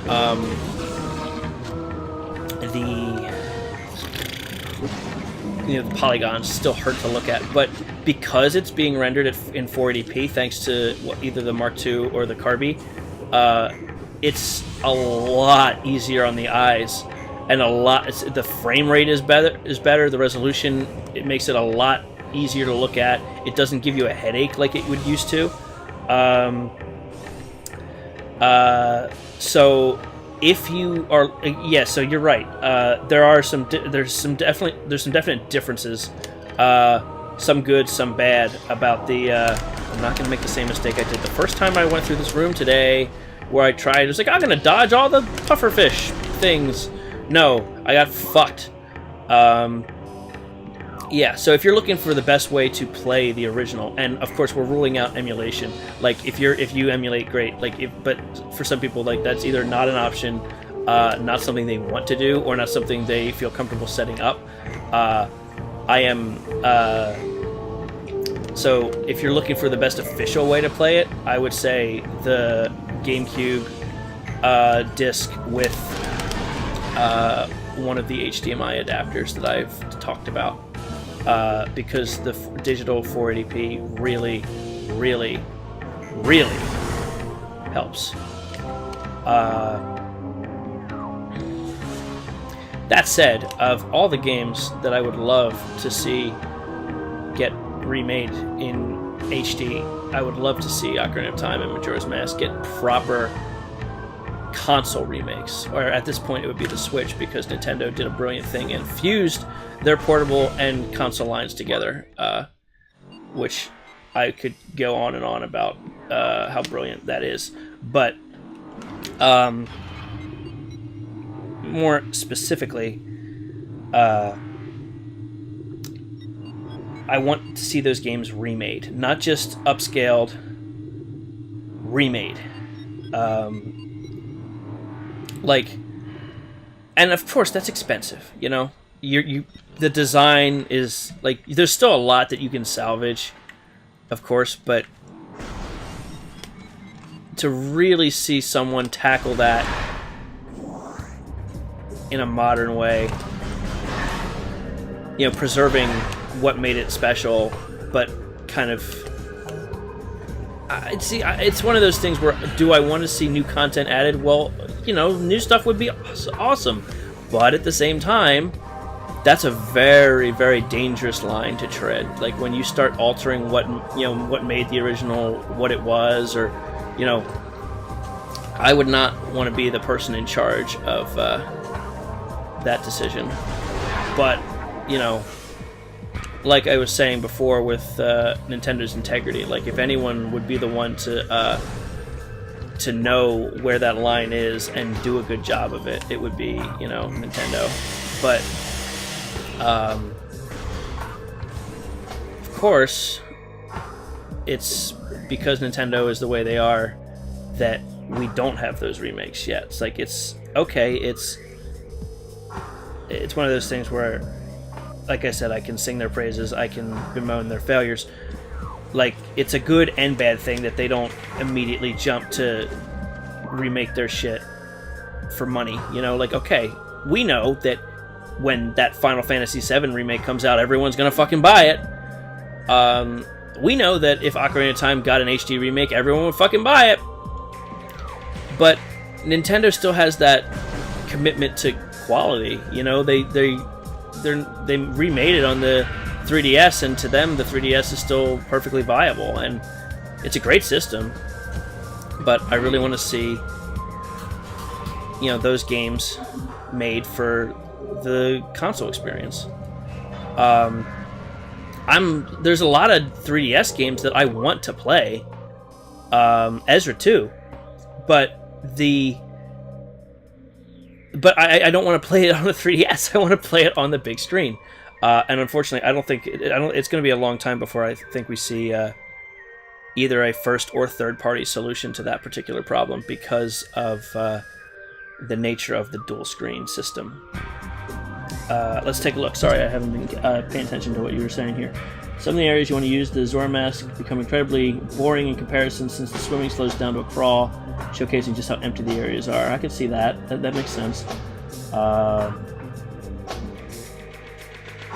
Didn't change the levels to fit with the changing. Yeah, it's one of those balance things. Like, well, do we change do we change the physics, or do we leave it alone? Twin mold fight.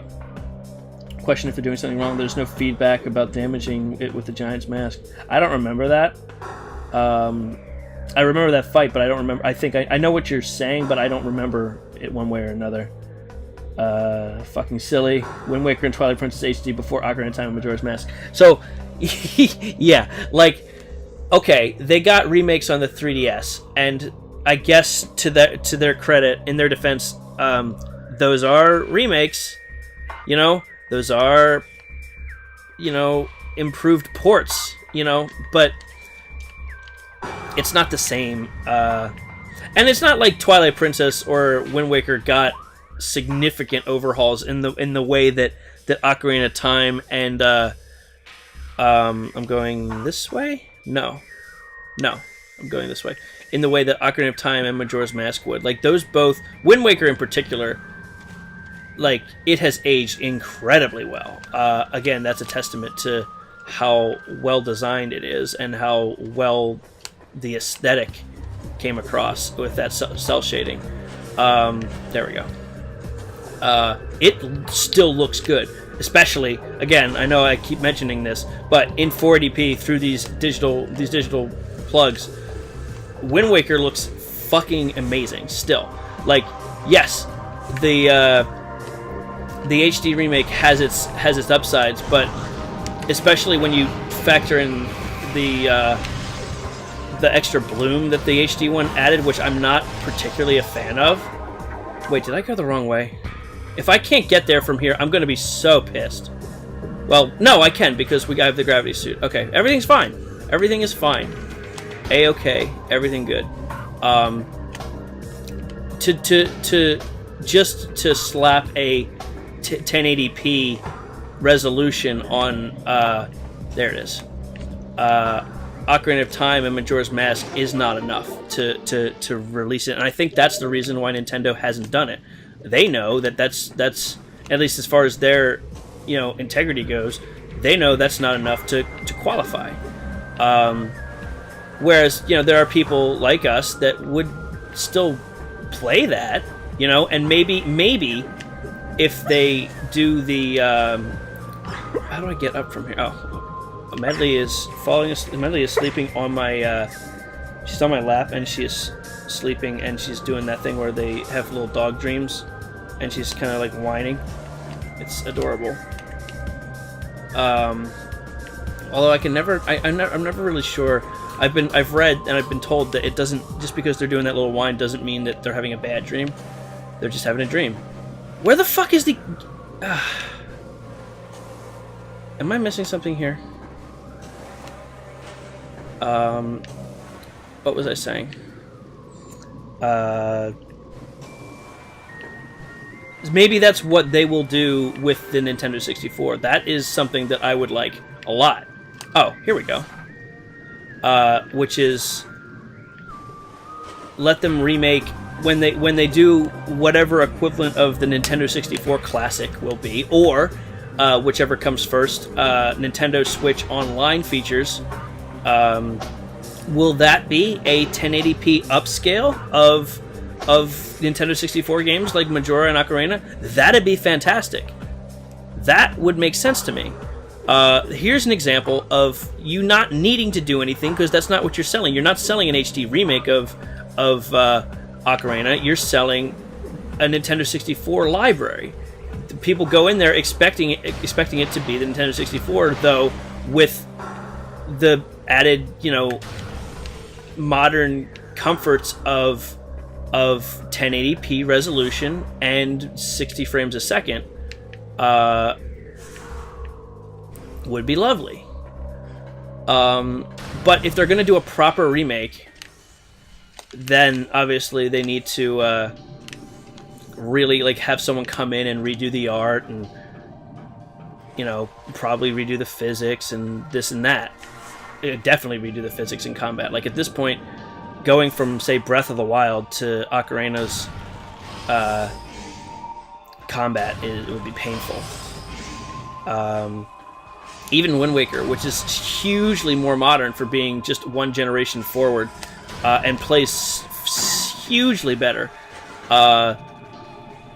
still does feel dated in, say, how its camera controls move and, this and that. So there's definite ups and downs. Oh my god, this is night and day. Neko, you weren't here.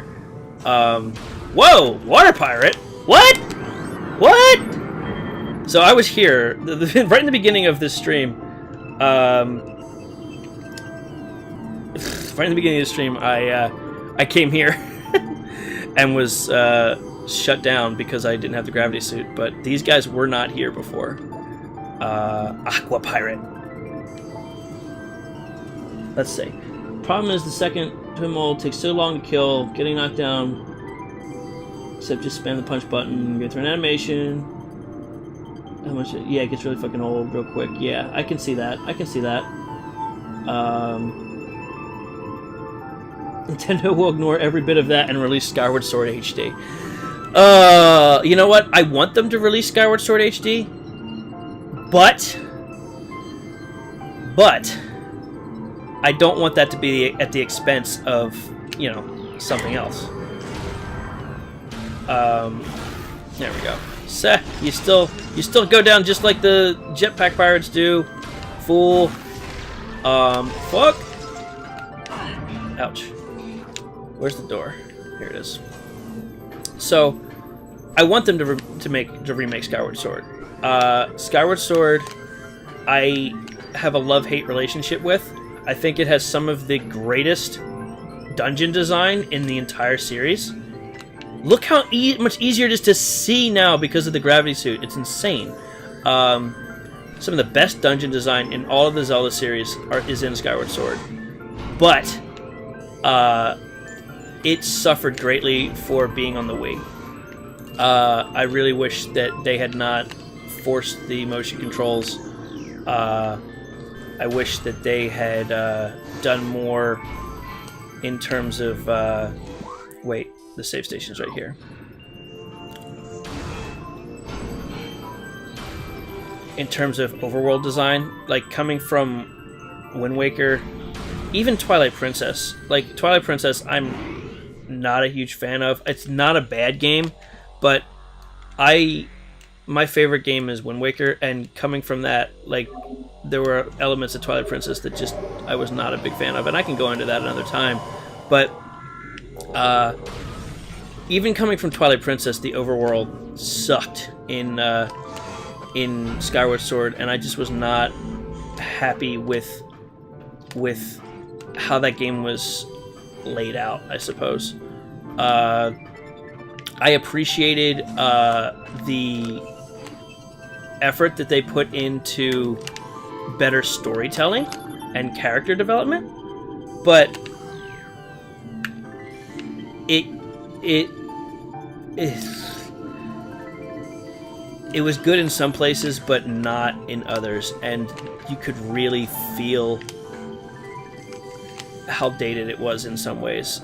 Again, especially when you compared it to other games coming out at that time. And Nintendo, of course, has always been their own everything, really. You know, they really, for better or worse, only compare themselves to themselves. But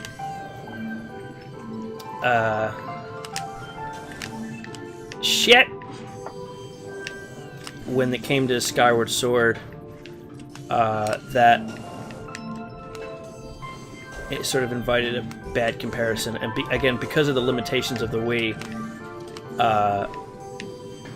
it just did not look good. It did not age well visually.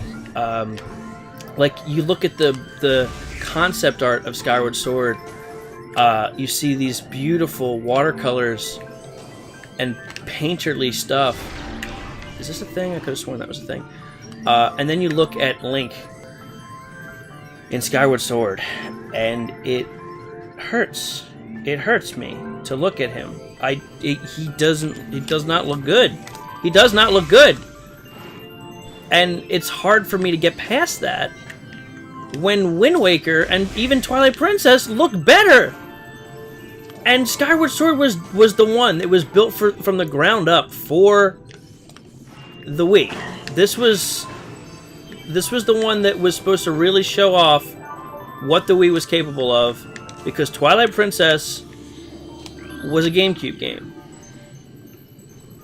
And yeah, they did the motion controls, and I know Shigeru Miyamoto was really excited about that, and I can't say a single bad thing about that man. Like, there's so many things that we would not have. There's so many incredible impacts on the game development world, video game world in general, that he's made. He's a fucking legend and a saint, but the motion controls I was not really a big fan of. So, and now that we're at the Switch, they've perfected it. They've shrunk the cost. They've got all of the power of the Wiimote and more in the Joy-Con. If they did a motion control Skyward Sword again, it would be better than it ever was on the Wii. But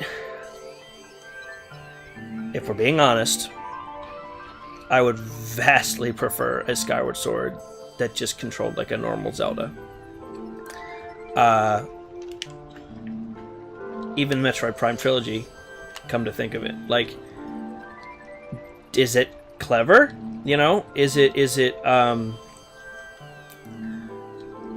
it a smart way of using motion controls? Yes. Was it playable? Yes. Do I prefer it? No. No, I really don't. Fun fact, Skyward Sword led to the Zelda games we know and love. That's absolutely true. So, you know, there's... Josh makes a very good point, which is... without Skyward Sword, we would not have Breath of the Wild. Without the Wii U, we would not have the Switch. Like, Nintendo, and this goes back to my other point, Nintendo is always iterating, always innovating, always pushing the envelope, and just trying new shit out. The best analogy I've ever heard about Nintendo is that they are not a video game company, they are a toy company. And that makes a lot of sense when you think about their design philosophy. You know, they are trying new things to try it. They're not going with what's safe. They're saying, what would make an interesting product? What would... Oh, fuck! What would be cool? You know, what would be fun? Their games are primarily about fun. And I will be the first to tell you that... Oh, fucking hell.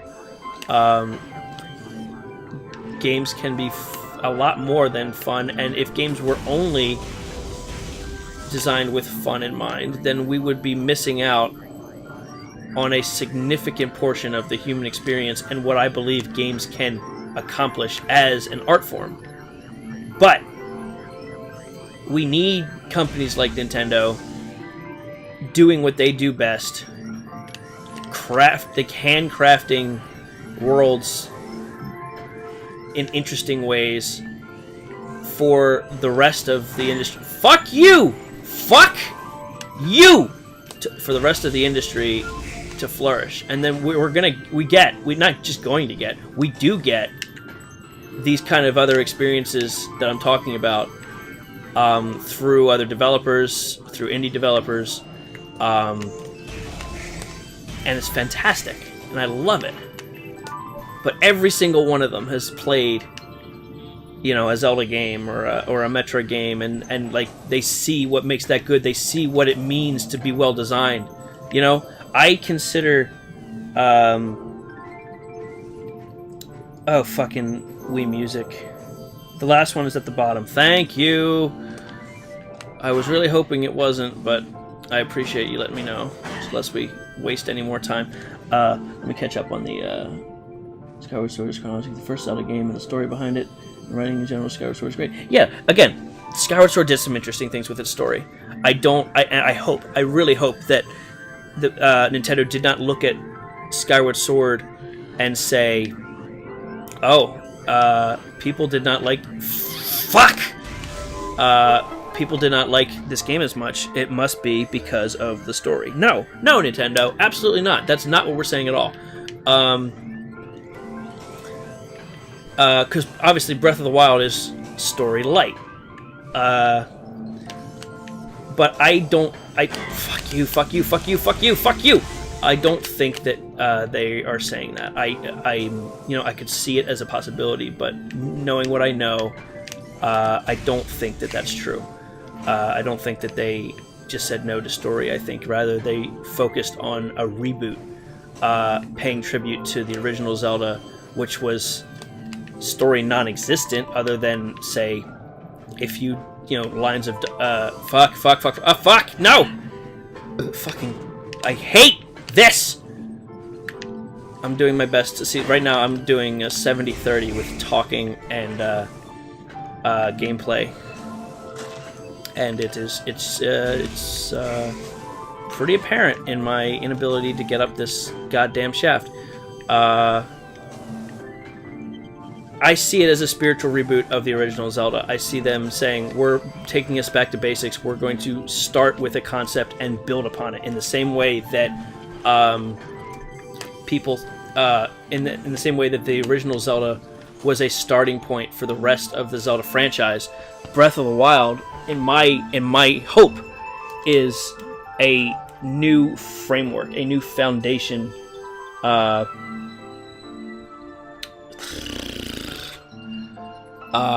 For them to now expand upon, and then the next one we'll see. So the analogy I've used is, if Breath of the Wild is to Zelda 1, what will the upcoming Link to the Past be? What will the Link to the Past analogy to Breath of the Wild be? The next game that we see, when Nintendo spent years, frankly, designing and perfecting the engine, the physics, the mechanics, the gameplay that Breath of the Wild is built on, of which many were, let's say, demoed in Skyward Sword. What comes next? I am beyond excited to find out. Look at this. This is so cool. It just grew through this tunnel here, and it spiraled up along the wall. That's so cool. Let's see.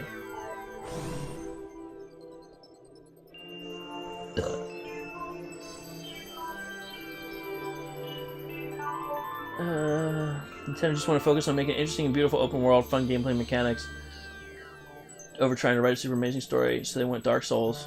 bits and pieces are out, combined with environmental storytelling. Yeah, I mean, you're right. Like, that's all... That could be it. Like, Nintendo could have said, hey, it's 2017, or, well, whenever they started. You know, we'll say 2014. I don't know. It's the 2010s decade. Let's make an open world game.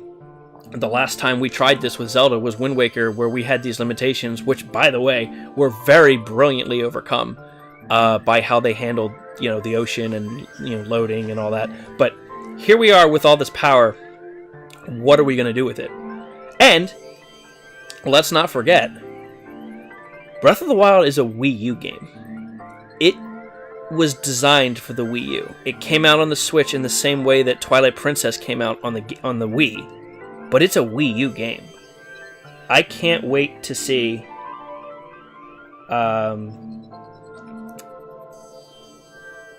what a Zelda game designed from the ground up on the Switch would be. I don't know, Josh. Not your best work. Kind of makes me uncomfortable, that quote there. But I'm excited. I like just to see what they do next, just in general. Not just with Zelda, but Metroid. Everything, really.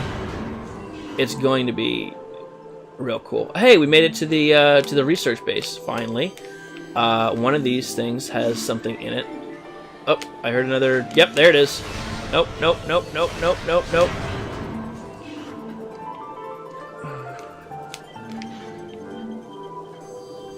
So these were the Phazon injectors. I remember scanning these on the frigate when we were in the first level, and it's like, hey, these are the fucking pods that are injecting Phazon into whatever was down here.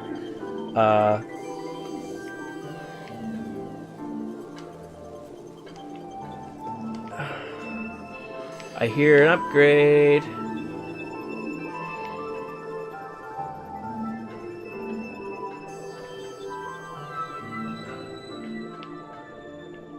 And I don't hear it anymore. I guess it could be down below.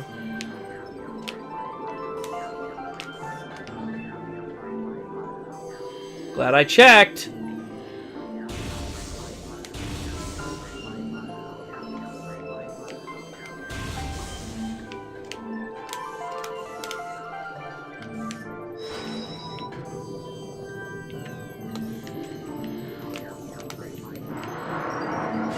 Oh, fuck you. Oh.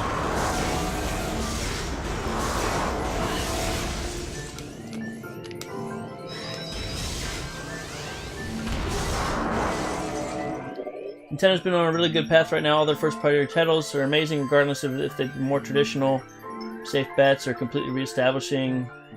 Yeah, like you're absolutely right. Like they are riding a huge wave of success right now.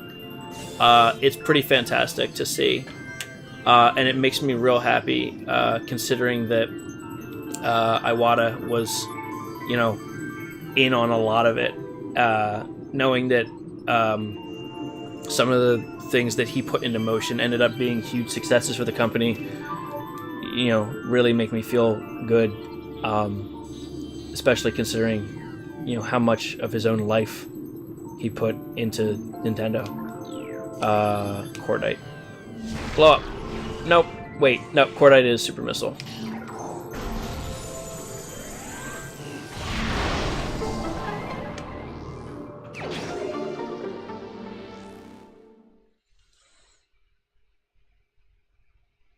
You can be the weird one in chats. That's totally fine. But like, my general rule is, you know, if something makes me or someone else in the chat uncomfortable, and it's like not. Like, there's weird and then there's uncomfortable weird. And that's a hard line to find. Trust me, I've been on both sides of it. But the balance is my golden rule generally is, if you're not hurting anybody, if no one feels, you know, less than great for something that you're saying, and you could just as easily say something else, cool. But if you're going to say something and there's a potential chance that, like, it could be, you know, offensive or triggering to anyone, really. Wow. Really? What? That's funny. It's marked as like it reflects it, but it's just because it needs the wave beam. It's funny. Let's see. Ganondorf is a more unique moveset. We thought it would never be done, but the man. I am happy that Ganondorf is not just slow Captain Falcon anymore. That is certainly true. Look at this. The other parasite. His corpse is still here. Oh, that's so cool.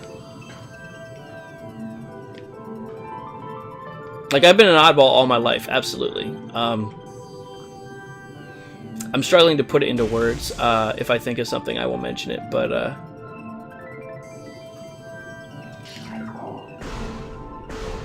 don't know. Come on. Open the door. Am I missing something here?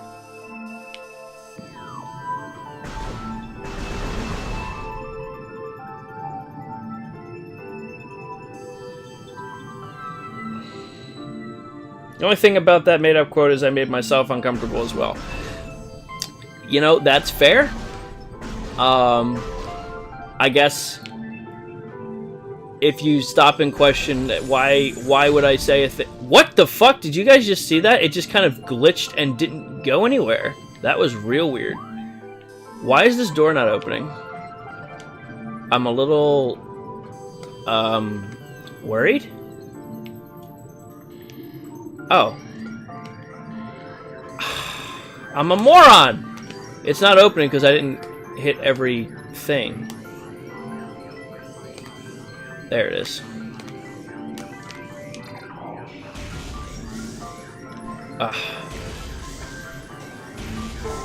Got it. Okay. Thank you. Yeah, it's one of those things where, like, you kind of learn to send something through your own filter. It's like, well, what are the positive and negative effects that could happen for something that I'm going to say? Is this part of my personality? Is this who I am? Is this the kind of what's the word? Vibe that I want to give off? Or am I looking to bring something else to the table? Whether that be, you know, obviously you've been extremely helpful with the with giving me hints because it's been a long time and you're much more familiar with the game than I am at this point. But that's not a personality. That's just a contribution. And so, like, finding a way to you know, find that balance is kind of, it's just part of just general interaction, whether it be me, you know, you, whoever. My weirdness definitely bleeds through in how I you know, conduct my my streams. But if you're able to catch yourself, I guess, and say, wait, why would I say something like this? Why would I say something that's going to make me and other people uncomfortable? Like, is it like, what's the end goal, I guess?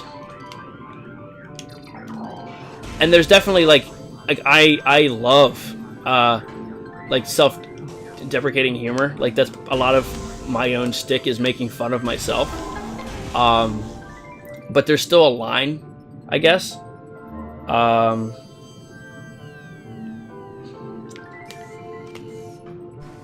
I don't even know where it is sometimes, so it's not like I have this all figured out, as evidenced by the fact that I can barely get my fucking thoughts out of my head.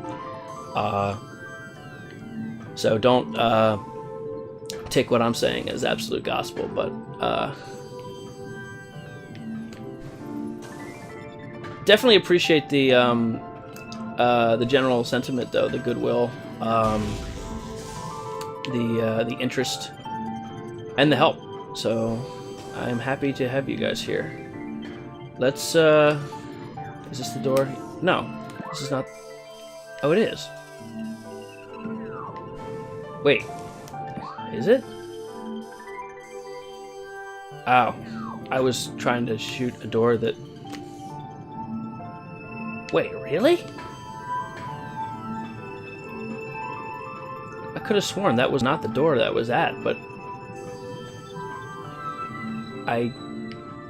I am an idiot, everyone. I don't know what I was thinking, but let's just carry on.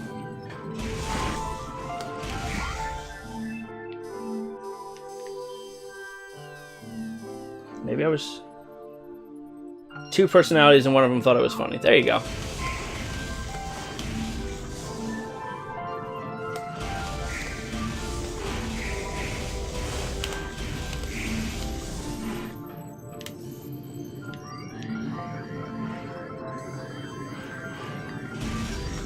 Alright, let's,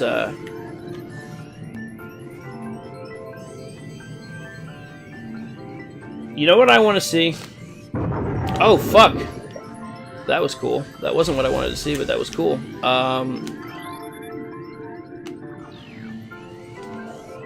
Oh, look, it's that thing. I can scan it this time. Aquasac! Finally, we meet.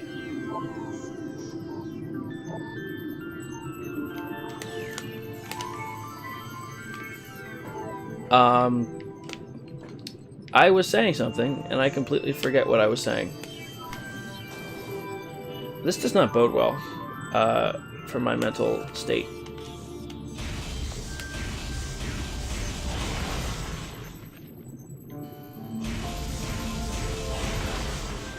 What was I saying? Oh, I would love to see Star Tropics make a comeback. That is a Nintendo series dating back to the NES, made by Nintendo. I would love to see the protagonist, Mike Jones, who fought with a yo-yo and a baseball bat. Funny? Sounds familiar, right? No psychic powers, though. But I would love to see a remake or a new sequel or a sequel to those games. I don't know what was going on in my head there, but here we go. Let's, oh, no!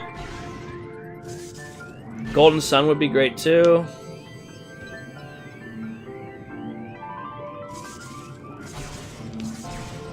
There we go.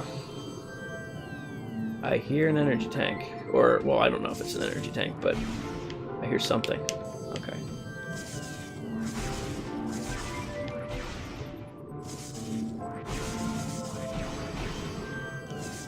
Oh, this is gonna be a pain.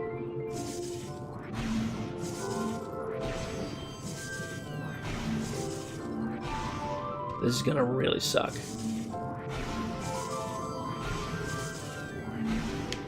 Ah! Guess it didn't suck that much. And I was right, it was an energy tank. Feeling real good about my life right about now.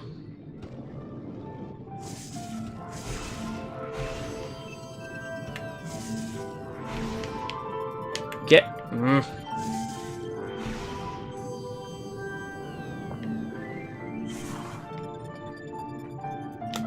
I like how physics clearly affected the morph ball just now, despite the gravity suit's literal whole reason for existing being that that would not happen. Although, when I didn't have the gravity suit, the morph ball bomb would send me up, like, inches instead of feet. So, clearly they took it into consideration, but it didn't exactly work the way I would have thought it would.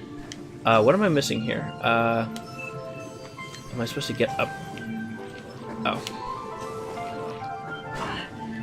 Wait. Oh, hold on. It's a very convenient... nothing. Wait, am I out of the... What? Huh. I've left the frigate. Interesting.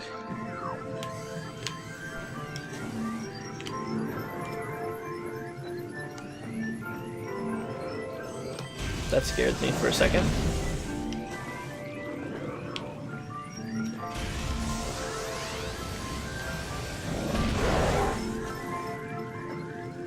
So what took you so long to get back into streaming? That's... it's hard to say, really. Like, it's not... Like, in the same way that, you know, when you were just talking about, like, college and life and work, it's like... It's a lot of that, you know? It's being, you know, trying to handle everything that I need to do on a daily basis, and then also try to balance a stream schedule is not an easy thing to do. It's like when I get motivated to do something, and streaming is no exception, I will dive into it, and then unfortunately sometimes I can't stick to it. It's one of my flaws. Like, I have the same problem exercising, keeping a good fitness routine, trying to learn something new or get into a hobby. I enjoy streaming a lot. Especially when I have like a cool, a good, couple of people in the chat to talk with. As bad as I am talking about video games while playing them, it's something that I enjoy. But finding the time for it and being able to commit to a schedule is so important when streaming, in order to maintain an audience and be fair to the people that, are there trying to listen to you and support you. There's an ice beam door here that I'm trying to figure out. So it's sort of a non-answer, I know, but the bottom line is it's nothing. Yeah, basically life sucks. Life is hard. Being an adult, it's not really something that you are prepared for. Take note, Josh. I got 10 years on you. I don't feel like an adult. I don't feel like I've aged mentally. I feel okay. So that's hard to say. I have grown up a lot, and I am a far better person, better human being, more tolerant, more loving, more in touch with my emotions, more capable than I was 10 years ago. But I don't feel like I'm 29. I don't feel like I'm going to be 30 in December. It kind of snuck up on you, and you get dropped into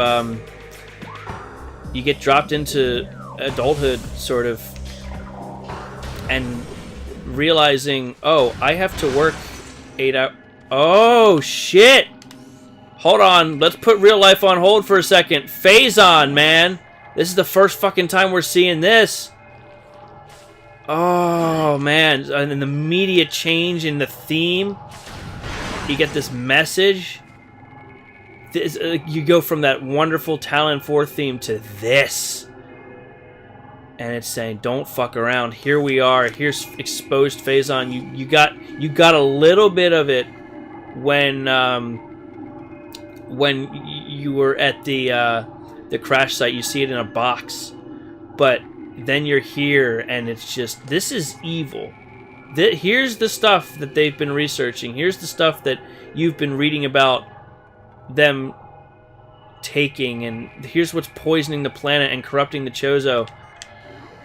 Oh, fuck.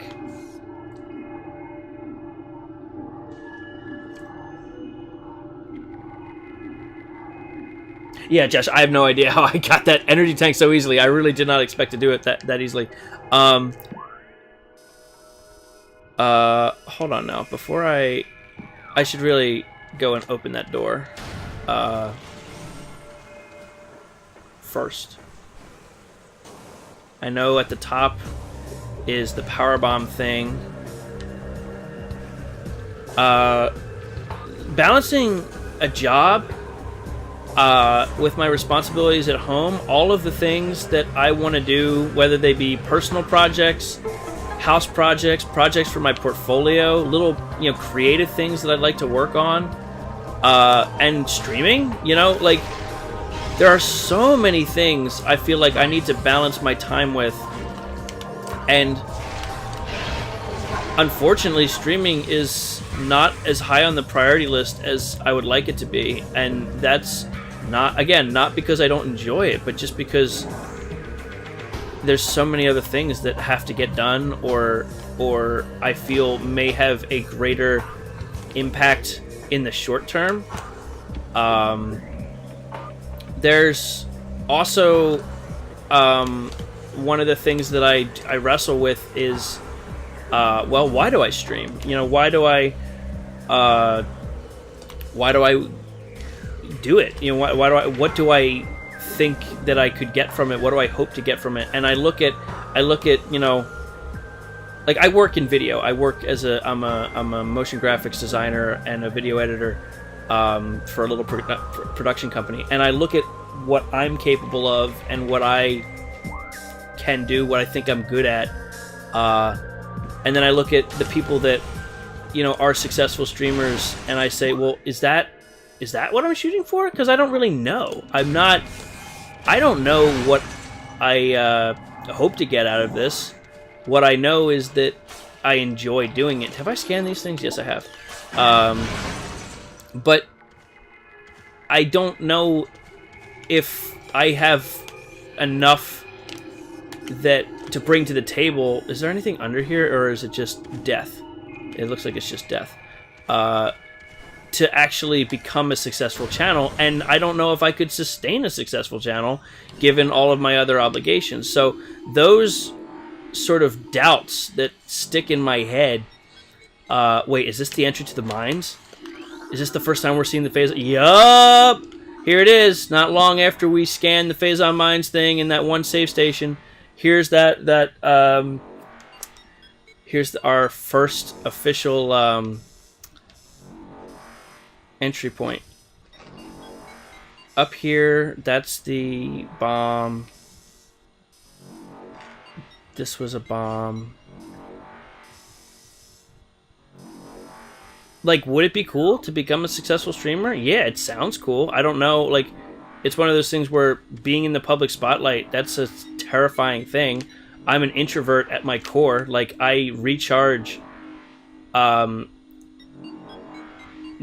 in the public spotlight, not in big groups. Streaming is kind of a strange hybrid where you are by yourself, but you're not. Having fans is sort of terrifying, but also sort of exciting. And like I said, it's more about those doubts. It's about those thoughts, like, where could this go? Where do I want it to go? What do I even have to bring to the table that make me question whether or not streaming is something that I want to put more time into or not. Let's see. I feel like streaming should be done simply for fun. If you're getting into streaming strictly for the money, you're doing it wrong as far as I'm concerned. Yeah, I agree 100%. And that's what I have to remind myself, time after time, which is, it should be fun. It needs to be fun. If fun isn't the reason why you're playing video games in the first place, like, okay, yeah, there's competitive gamers out there. There's people that are gaming, they're esports, pro, Major League Gaming and all that. That's awesome. Good for them. Keep at it. I love that it's a thing. I'm not interested in it at all, whether it be to watch or to do, but I'm glad it exists because it brings gaming more, public respect. But that's not why I'm here. That's not why I'm streaming. I love talking about video games.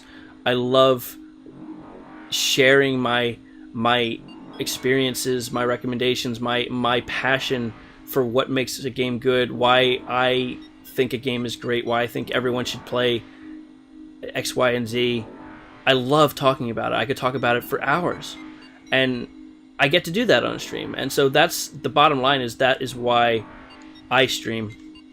And that is why I like, especially with a game like Metroid Prime, I love doing it. And the reason, I guess more importantly, when you consider what I just said, it's not so much why did it take so long to get back into it. It's what was enough to really motivate me to get back into it, and it was getting the Eon the GameCube HD Mark II with this 480p on my big screen TV looks as amazing as it is. Originally I just bought it. I bought it and I was like, okay, I want to see what Metroid Prime looks like, and I saw it and I was like, fuck, okay, I need to replay this. I need to. It's been, like I was talking about with Josh earlier, it's been 10 years. And then once I started, I was like, you know what? I really want to stream this. I need to stream this. I want to be able to play through this and talk about this and share this experience with more people. And that's what got me to do it again. And frankly, I hope it continues. I want to keep streaming. I want to maintain a schedule where I can, at least twice, maybe a week. Right now, I've been doing it 3 times with one on the weekend, but twice a week, be able to, do this and share my passion with people. But because even though it's something that I do for fun, I'm a person that I have a lot of interests. I have a lot of things that I am okay at. I mean, if you've seen me play video games, I am okay at video games. Oh, the Phazon Mines intro! Oh, it's so cool. It's so foreign and different from everything else you've seen in this game. And this Samus in her gravity suit just walking in like, what the fuck is this? I am okay at video games. I love them, but I'm not better at them than anyone out of the average. And I feel like there's a lot of my own hobbies and even my professional work that matches that as well. I am a jack of all trades and master of none, and in a lot of ways, that is a skill. That is a benefit. Because I'm able to apply my knowledge from one area to another. But the self-confidence issues that I struggle with remind me that, look at that, there are people that are always going to be better at this than you. Why bother? Why do this? Why do that? And rationally, I can tell you, of course, because you're getting better at each thing the more you do it. You're having fun. You're playing games. You're talking with people. You're working professionally, and people at your job like what you do. Like, I can say those things, and I believe them, and I know that they're true in my brain. But that's the issue with, a brain that overthinks, or, having social anxiety, or, self-confidence issues, is just because you can tell yourself that doesn't mean that you don't not secretly, but there isn't a part of you that doubts it. And it's those doubts that, that's just one more thing to have to fight. And especially given the climate of the world today, there's so much shit to be annoyed at or angry at, so many negative things happening in the world. It tends to weigh on you, especially the older you get. So that's why it's all the more important to find these things that help you. Like, exercise helps. Streaming is fun and helps. Playing games in general, whether I'm streaming or not, helps. Those creative outlets are important. They keep you sane. I'm fortunate enough to have a job and coworkers that I really like spending time with. Like, yeah, okay, sometimes the job sucks, sometimes the job is great, but I get along with my coworkers, and things are pretty damn good. But there's so many people out there that's not the case, and it sucks to think about. And so, one of the things that I really want to do, and I was a camp counselor for many years. When I was actually, Josh, your age, from age, actually both of your ages really, from 17, I guess, through 21, I was a camp counselor, and there's so few. I don't know if either of you have seen the movie A Wonderful Life, but the premise is that a dude's about to go and commit suicide, and an angel is sent from heaven, and basically shows this guy what the world would have been like if he had never been there. Which is to say, he shows this guy all of the things that he's done in his life that have made other people's lives better. And being able to see those things in real life without the help of an angel to show you is rare. But I was able to get a few of those moments by being a camp counselor, by having kids, come up to me and just regale me of stories of something that I did like the year before, the summer before, and proceeded to forget about the next day. Whereas they remembered it for the rest of their goddamn lives. And it stuck out, so it was so important to them. I know I'm just bumbling around doing absolutely nothing in the Phazon Mines. It was so important to them that they remembered it forever. Like, I'm sure both of you can think of things that you remember from your childhood. Like, that are so small, but so meaningful to you. And it's just like that. Like, those moments where I was literally told, you made my life better. And, like, it floors you. It floors you, and it made me realize, like, just how important, like, it is that I want to make a positive difference in the world. And so if part of me can do that by bringing my passion for what the fuck is going on here? If I can do even a little bit of that through video games by streaming and by kind of bringing the passion that I have for streams to others, then absolutely I want to do it. And that just adds one more reason for me to, yes, this is what I was looking for. To keep at it. Alright, so I haven't been looking at the chat, so I'm going to save, look at the chat, respond, and then I think I'm going to call it for the night. Let's see. Stream during the blue moons occur, something fun to give the extra layer of interaction as you talk about why gaming is great. Yeah. What childhood? It's fucking, yeah.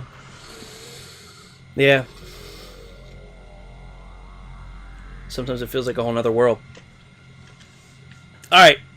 I have rambled far too long. Whoa, these fish are going nuts. Look at these fish. Okay.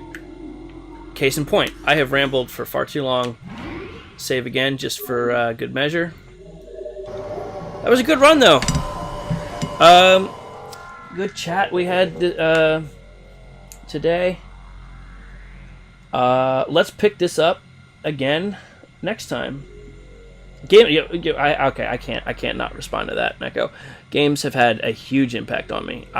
It's funny. I think doing good in games, helping people, getting rewards, like, obviously you have to run that through a filter of, you have to do good for good's sake, and what it makes you feel, and how it makes you feel, and how the joy of others translates to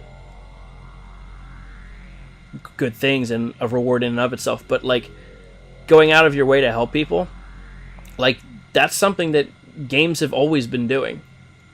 That's every side quest. But, like, that's just one of many things. There's some really cool articles about, like, the actual positive impacts games have on people, anyone growing up. Like, whether it just be persistence, approaching something from another angle, fighting your way through a problem that you couldn't solve, realizing that you can, overcome an obstacle. That's huge. That's something that games, almost every game, just instinctively teaches you to do. Is, you're not good enough at it right now? Try again. You'll get it. You'll feel great for it. And that sense of accomplishment, of overcoming something, is one of the biggest lessons games can teach. But I could go on and on about the positive impact of games, and remind me, maybe that's something I can talk about on Thursday.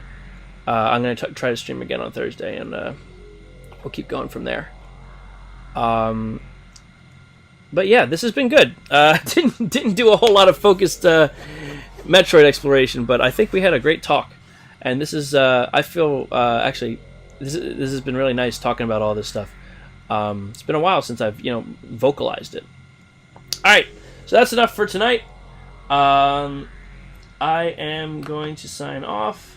Thank you for joining me, and I will hopefully see at least some of you on Thursday. Neko, do not, under any circumstances, shirk your responsibilities to be on the stream.